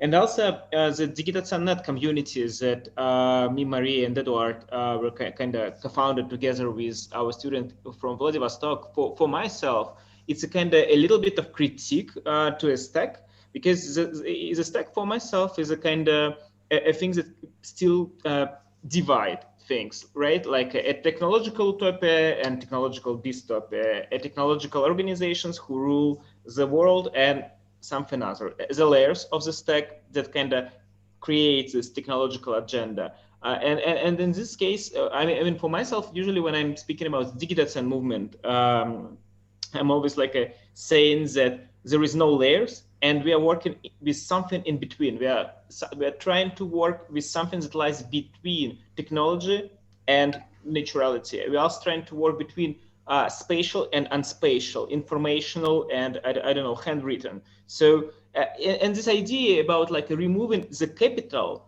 from the theoretical agenda, I think it's also kind of a reflection on the stack, because for myself it focuses on a capital a lot, like how we move goods through the areas, how the infrastructure can be generating the capital, which then influences the borders, for example. So in DigitalFUTURES, I think we for purpose kind of removed the capital, for example, to create this an idea that we can start to be more maybe ecological in this case. And for myself, the Ksenia's works on a Crimea internet is a kind of eye-opening, because she showcases that this kind of political agenda that's driving the infrastructure of Crimea internet, it's not really a kind of a capital driven. It's more like a strange decisions in a strange time, and how the strange decisions in a strange time then intersect with the hardware, software, and the natural environment. So that's it. Yeah, that can also be like a problematic thing in terms of aesthetics. If we talk about, for example, representation and how we are used to represent landscapes like from the surface, and just like a super, I don't know, like just sometimes the overlapping and sometimes not of these layers. But we always have like this idea of to represent. I saw it in the maps, in some of the maps that you were showing, and there is always like an idea that it has to be a plan. I don't know if it's because of our like certain architectural background or certain geographical background that we have, that in a way the map, it must be like something not bidimensional because it's informational, so you have like several layers, but in a way it's like always it seems to be a plan. So that will be my question. How do you think, Vadim, because I saw it in your work that you are in a way trying to escape certain kind of representation in that terms, and maybe that is the idea to, the idea of searching for new kind of aesthetics related with this idea of representation, no? But how do you think that we can move on from this, or we can evolve our idea of territory as a plan thing? And to try to... That's an amazing question, because unfortunately, as Neil stated, Edward, my colleague, he's not here with us.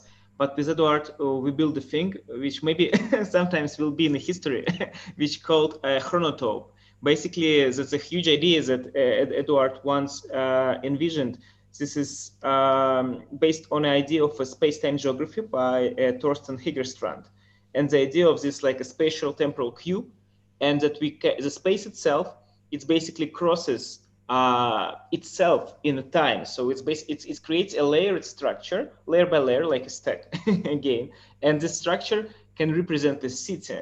And then we started to build these chronotopes. So we basically build a software, which is like right now a legacy, but it allows us to represent a space as something like when you go into surgical operations, when you are like scanned through a special mechanics, the chronotope allowed us to see the urban like layers like this.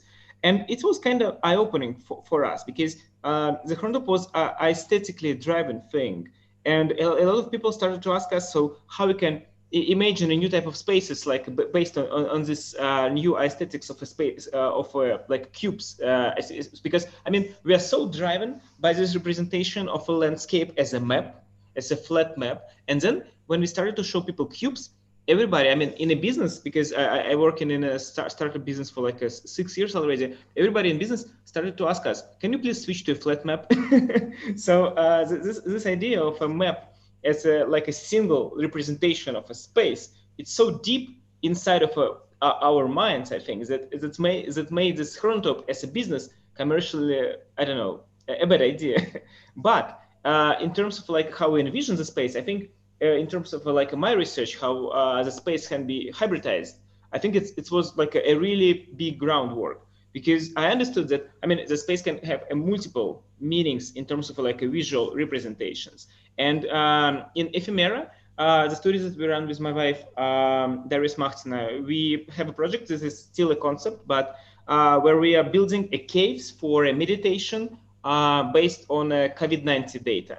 And the idea is that this caves for meditation can allow people to maybe, I don't know, think about this death. So it works like an architectural monument, which is still grows as the pandemic goes. And you can visit this monument, move through itself. And this is also, I think, a nice representation of how the information can be represented as a space, how we can visit this information, and how we can be part of it, can have some reflections in our soul for it.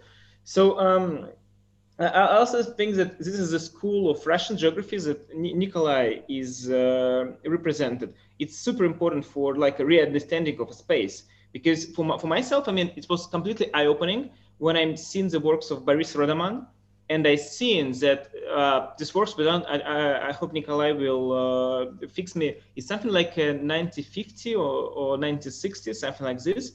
And if you look into like modern quantified self-movement, where people like tracking on their iPhones how they eat, how they sleep, basically the Nicholas Feltron data report, when he represents his thoughts on like a nicely designed paper.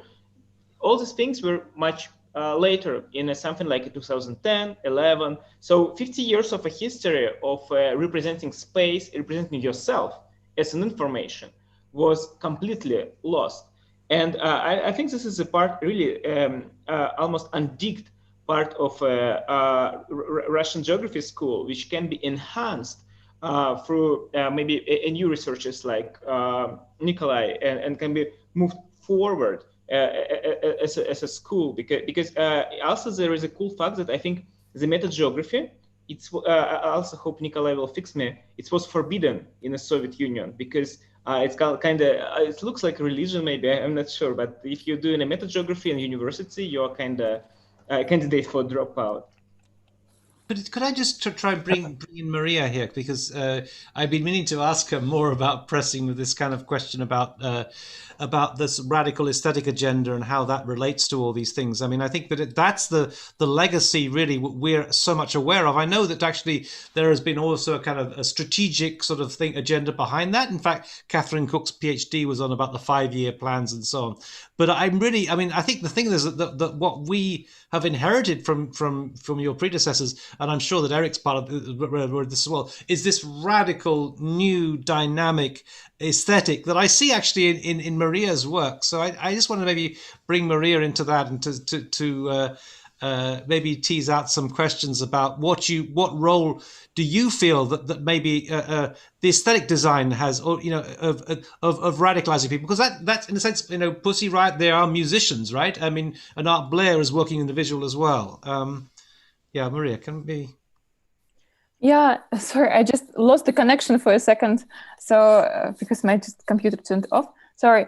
Yeah, but I think that's that's exactly the question that I think a lot myself on that, and I also wanted to point the general topic of the radical computation, and I think what we actually want to say by that we are now radically and totally design the environment we live in right now, and we are not we are computing it basically, and we are not only computing the algorithms, we are computing the energy exchanges, we are computing the mineralization processes, and we are computing basically our maybe relationships and the interaction with the environment.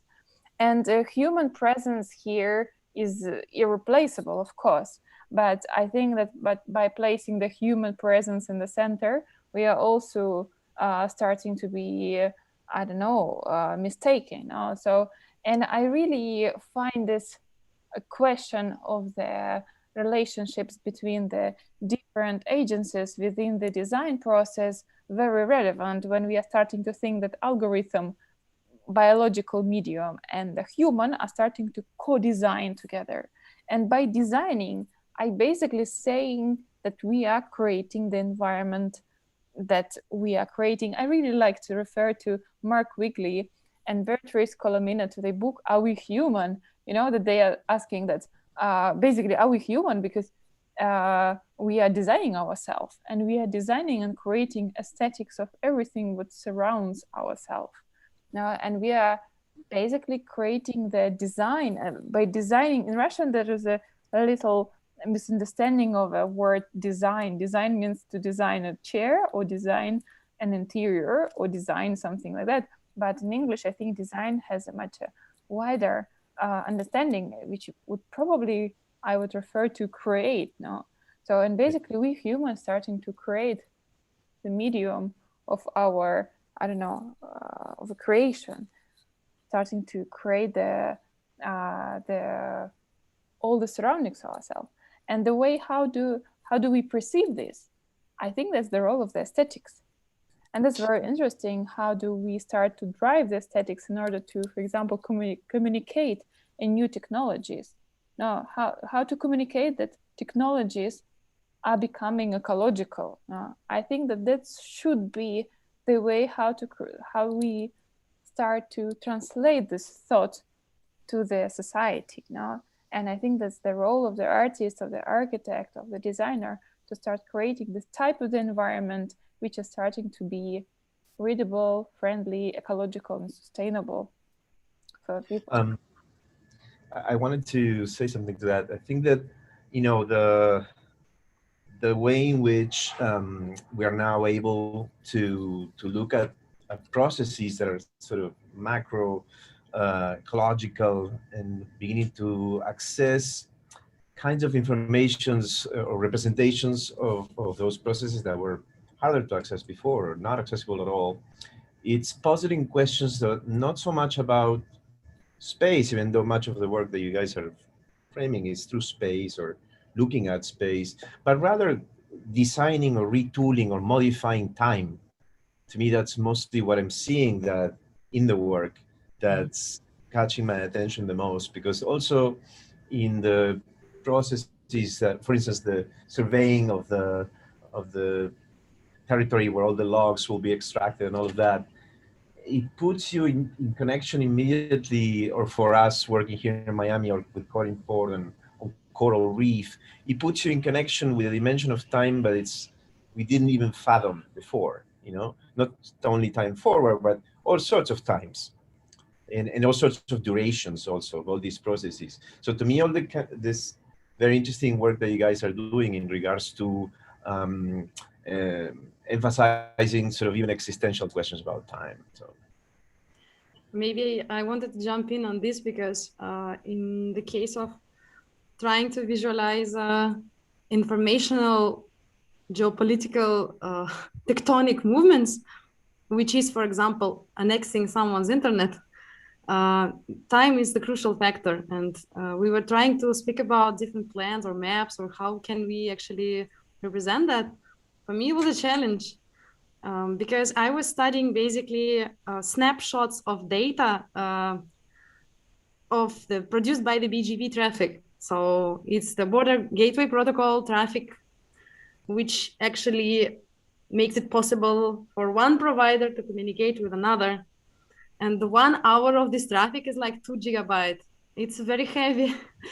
And when I try to manually look at it or like dig in it, I understood that 1 hour is a lot of resources, it's like real energy behind and so on. And this strange graphic that you saw with these kind of rivers or like this kind of currents that connect and disconnect is the conclusion that I came to, which is still raw, and I would like your input because I'm not a designer of visual, but I tried to bring time there because without time you won't understand what really happened. And it's interesting actually to look at how providers look at the maps, how internet service providers perceive geography, because for them it's more about connecting between autonomous systems, having a certain hierarchy that is not at all the same as the nation-state border hierarchy or relations between nation-states. And the question that Maria was raising a bit earlier about what is to be Russian, it's still a big question for ISPs that live in St. Petersburg and get the traffic from Sweden or Finland. And they prefer to have this source. And if they had a chance, they would maybe call themselves like Scandinavian providers, not Russian. So this trend towards urbanization of networks is also very dangerous. And I don't want this to be the export, the radical export that we propose to the world, like the internet governance style à la Russe, which is to bring the internet borders to the borders of Russian Federation and say, hey, this is where the RUNET ends, and starting from the border is something else. So it's a very kind of tricky thing, how we rethink borders when we speak about internet. And unfortunately, yeah, if we can export something, because I still think of this question, what can we propose as a new modernism, as a new constructivism, as a new Russian kind of design thinking? I would say that what we have now is the richness of our hacker movement and like the diversity of our engineering minds, which are everywhere around the world. And we were studying this together with Vincent Lepiné, and we edited a book that is called From Russia with Code. Maybe it will be interesting for you to read. It's an edited volume of several researchers by some PhD students from European University of St. Petersburg. We try to actually depict the personality of a Russian hacker. What is it to be the Russian computer scientist, the Russian engineer outside or in Russia? Is there anything Russian in it? And it was very hard to actually seize and grasp the Russianness of these people. But we came to a conclusion, which is quite funny. It's this proportion between technical ambitions and ingenuity and entrepreneurial culture, which is kind of lacking still. And this love towards technology, which is very often lacking capitalization or lacking this profit. And I saw it the same kind of attitude in my ISPs that I was interviewing.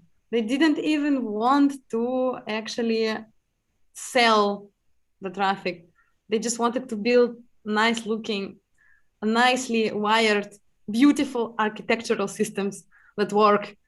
And how they get money from it is kind of the second question. So if we can export something, maybe it is this love to technology and to beautifully functioning systems.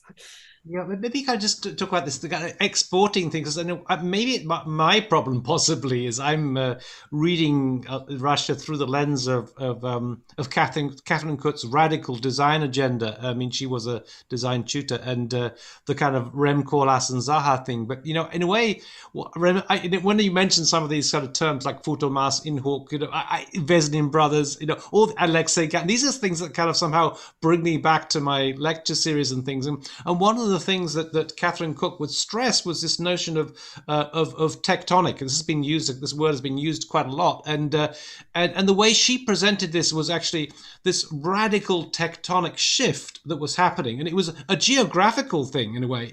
It was like, you know, the architectonics were part of a tectonic shift in some sort of way. So I don't know, in some ways, when I'm listening to Maria talking, it kind of reminds me strangely of a kind of Manuel de Landa's sort of understanding of materialization and so on.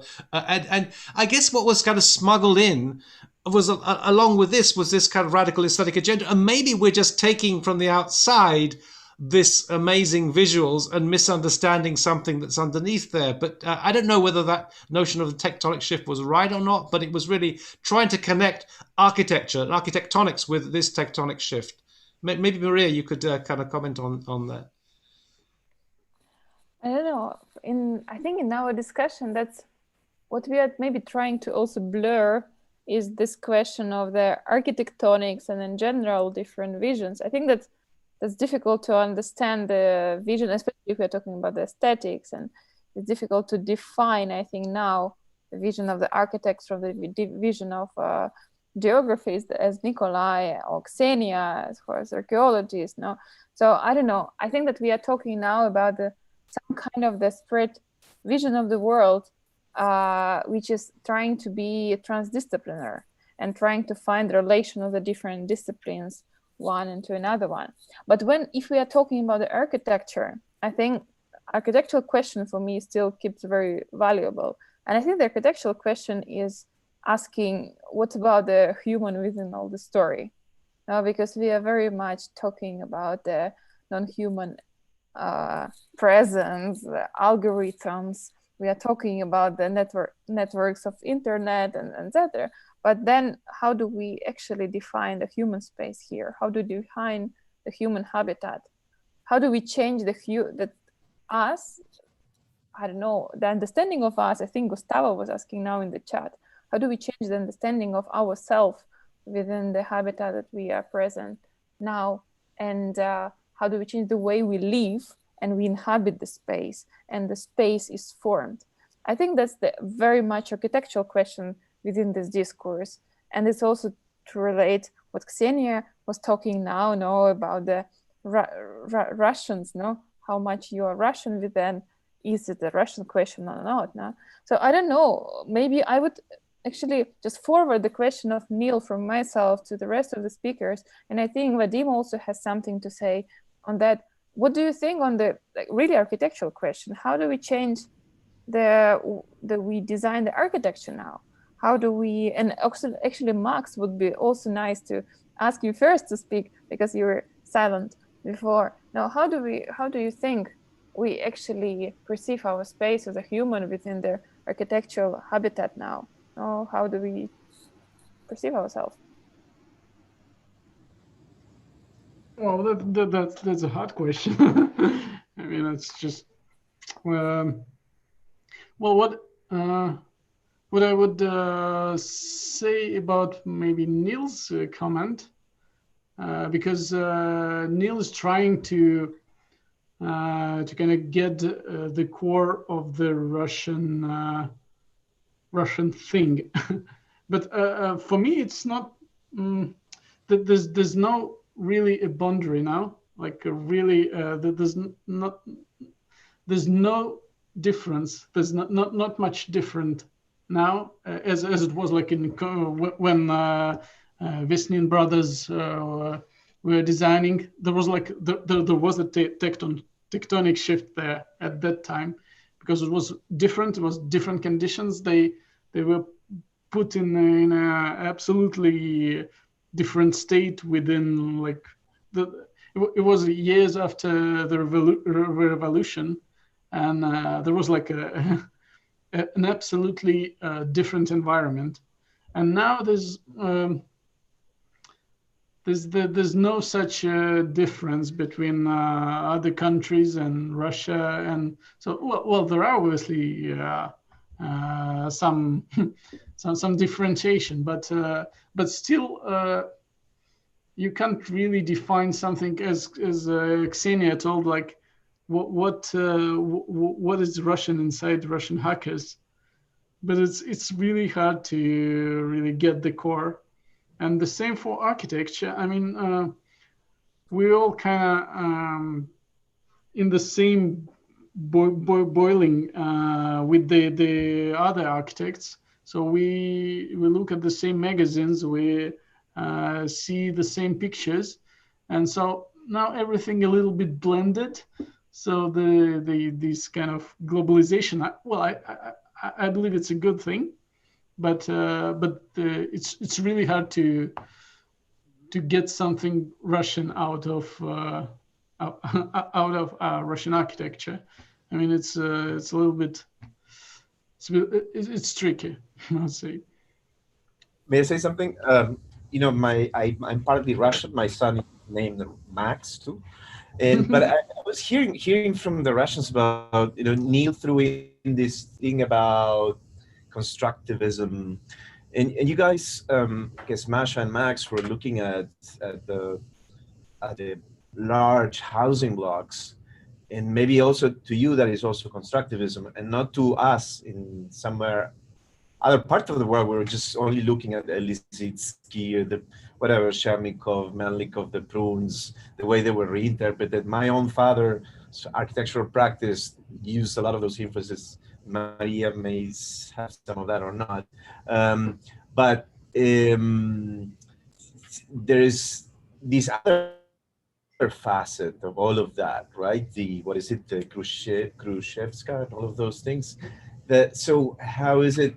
How much is the percentage of all of that was just happening immediately after, let's say, of the ebullience of constructivism, and what is all of that was actually built? The impressive thing is, like in China, somehow more recently, huge monoblocks of very grim architectural reality were actually built, right? So that's the radical landscape that's also being looked at as part of an aesthetic that needs to reconceptualize living with that.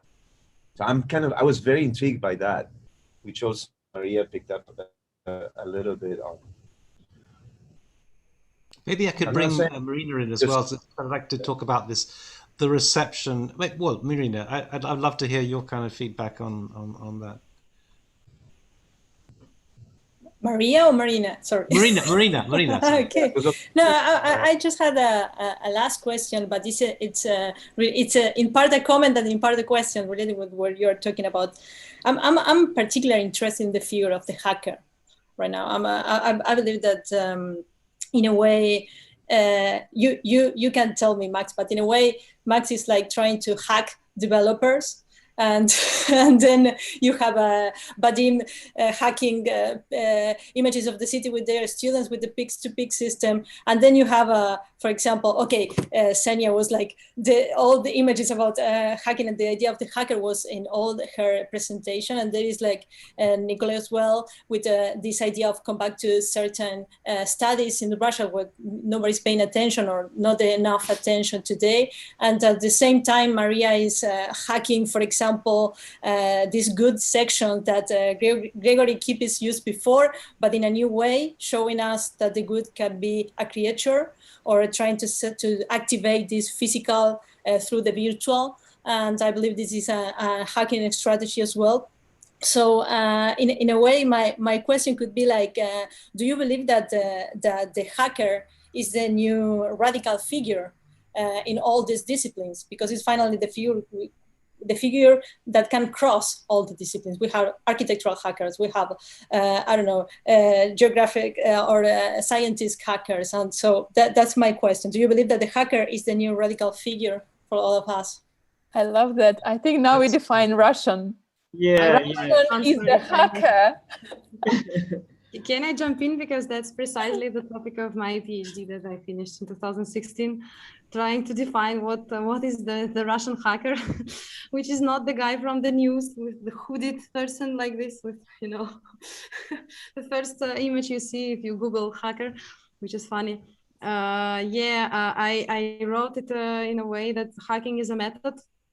It's an approach to doing and thinking and making, which uses less resources and more ingenuity. And it is especially valuable or relevant definition in a context where people didn't have enough resources, which is Russian context, post-Soviet context. And I don't know if you've seen this movie, Electra Moskva, which is about analogous synthesizers in Soviet Russia, which is great. And in this movie, there is this moment when they interview the director of one military factory that started producing synthesizers, because it was an obligation during Khrushchev times to actually open civil units on every military factory to produce something for the civil population. And he said that they were using different elements that are normally used to create musical instruments. They would use something from the radio, from the tanks, or, you know, some elements of military equipment to put on the guitar pedals or on synthesizers, and they economized a lot of money. And when Korg learned about that, they came to learn from this factory how to make it cheaper and even sound better. So this is something that Russians did not out of some talent or natural kind of capacity, but often out of necessity. And this, you know, throwing cables from one house to another is also like the way of hacking the suburbs and bringing connection. When the state doesn't provide you internet, you just provide the internet to yourself by yourself. So it's kind of interesting attitude. And yeah, for me, hackers are like these people who are close to this Russian word smikalka, which means creative tinkering. It is something from the fairy tales. Gustavo here asked, what are the myths of creation, or what are these traditional Russian maybe old stories or archetypes? Smikalka is one of these archetypical paradigms or epistemological practices. Very Russian. Yeah, well, also as an engineer who was once almost banned from USA because they thought I'm a hacker, think that it's a really deep part of our culture, because even like when you go in through a visa thing right now, it's better to not say that you're working with the computer technologies. And also this image of people who are kind of manipulate the information, right? I think it's a kind of wrong one.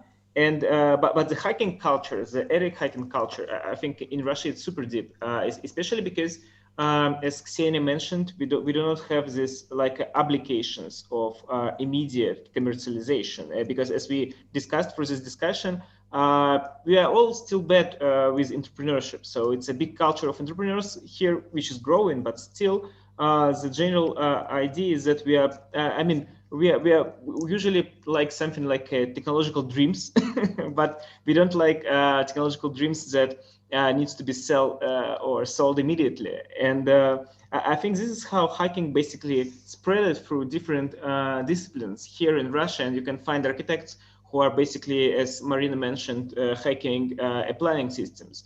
Or myself, because I never been trained to program. I never had a formal education about software engineering, but working as a software engineer for 10 years. I basically learned all of it in IRC channels in the internet from other people like myself, communicating with Russian people, American people. A lot of people from Europe taught me to do a data visualization, for example, for free in the communities.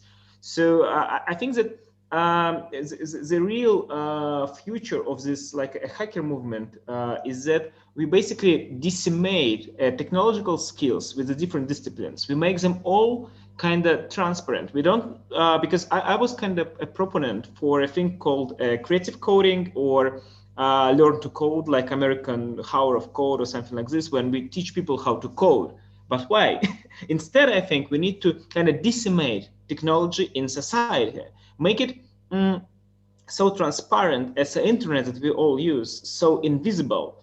And after it, I think this is the real digitalization happening, when things starting to be in motion because of this like bits, right, instead of atoms. And this is where the hacking appears, because if everything is in motion because of the digital, this means that by manipulating digital, you can finally manipulate atoms, like the first Fab Lab in MIT, bits and atoms. So that's it. I don't know. Can I just very shortly jump in? I really love this topic of the hackers, and I really also relating to the question of Marina and the question of myself before, who is what is the role of a person? And I think that we were hackers before, and we were hacking the space, and we were hacking the networks, and we were hacking the environment that we live in order to adapt it to ourselves, in order to change it. No, but I think nowadays we are hacking ourselves, and we are not hacking anymore the way space adapting to ourselves, and we are hacking ourselves. So we are hacking our genes, we are hacking our habits, and we are hacking the way how we actually exist, no, through the different technologies. And I think that's the very cool answer to the topic of the person within the architecture. I think that now we are building architecture not now around ourselves, we are building ourselves around the environment of our coexistence. And I think that's the way how we hack now. We hack our presence. This is actually a great. It's a shame. I'm going to wrap it up now, but this is a shame because I think the hacking topic has just really opened up something to me. Actually, now I begin to sort of see that actually, in some senses, the project of the constructivists failed, because you couldn't change society necessarily through radical architecture, but maybe there's always been this kind of underlayer of kind of camouflage beneath the main layer, which has been this resistance. And now I can see that actually it is a hacking culture that is precisely kind of behind that. And maybe it's invisible, because that's part of the logic of a hacker. You're working within the system in a way that people are maybe not noticing. So I think we've maybe begin to sort of tap into something extremely interesting here that hopefully we'll be able to continue in some senses in future sessions. And it's great to be able to embrace this Russian hacking community, to be able to hack into that hacking community. So I hope this is going to, in many ways, is going to carry on. I mean, frankly, I think that architects are anyway hackers, right? Into everything we do, right? We hack into philosophy, we hack into technologies. I mean, none of these technologies were developed for architects. We just kind of appropriate them and so on. So that's a beautiful concept, I think, to end with. So I want to thank the panel for these really insightful things. I think we eventually kind of got into this mindset of what it is to be kind of Russian or not Russian or something, and it's a really kind of an intriguing network of underground hacking logics. So thank you so much, and I hope that we'll be able to sort of embrace this new Russian hacking culture in many other ways in the future as we move forward. And I just want to mention that there's going to be tomorrow, they're going to have on this, I mentioned at the very beginning, this kind of theory debate that would be great if you're involved in. And over the next few weeks, we've got another series of kind of very dynamic things happening on Digital Futures. So, and I hope we will be able to embrace more Russian hackers in that whole culture. So thank you again so much. And thank you, Vadim and Maria, especially for chairing this session. And I want to put last shout out for Marina for that fantastic question at the end that really ignited everything. So thank you, Marina. Thank you. I just wanted to tell to the guys, welcome Russia to the Digital Futures team, and let's hack the future. So thank you very much. Thank you. Спасибо. That's great. Thank you so much Спасибо. for having us and inviting us. Thank you. Eric as well. Пока. Thank you so much for this. Пока. Пока. Thank you, everyone. Thank you. Thanks. Thank you. Bye-bye. Bye.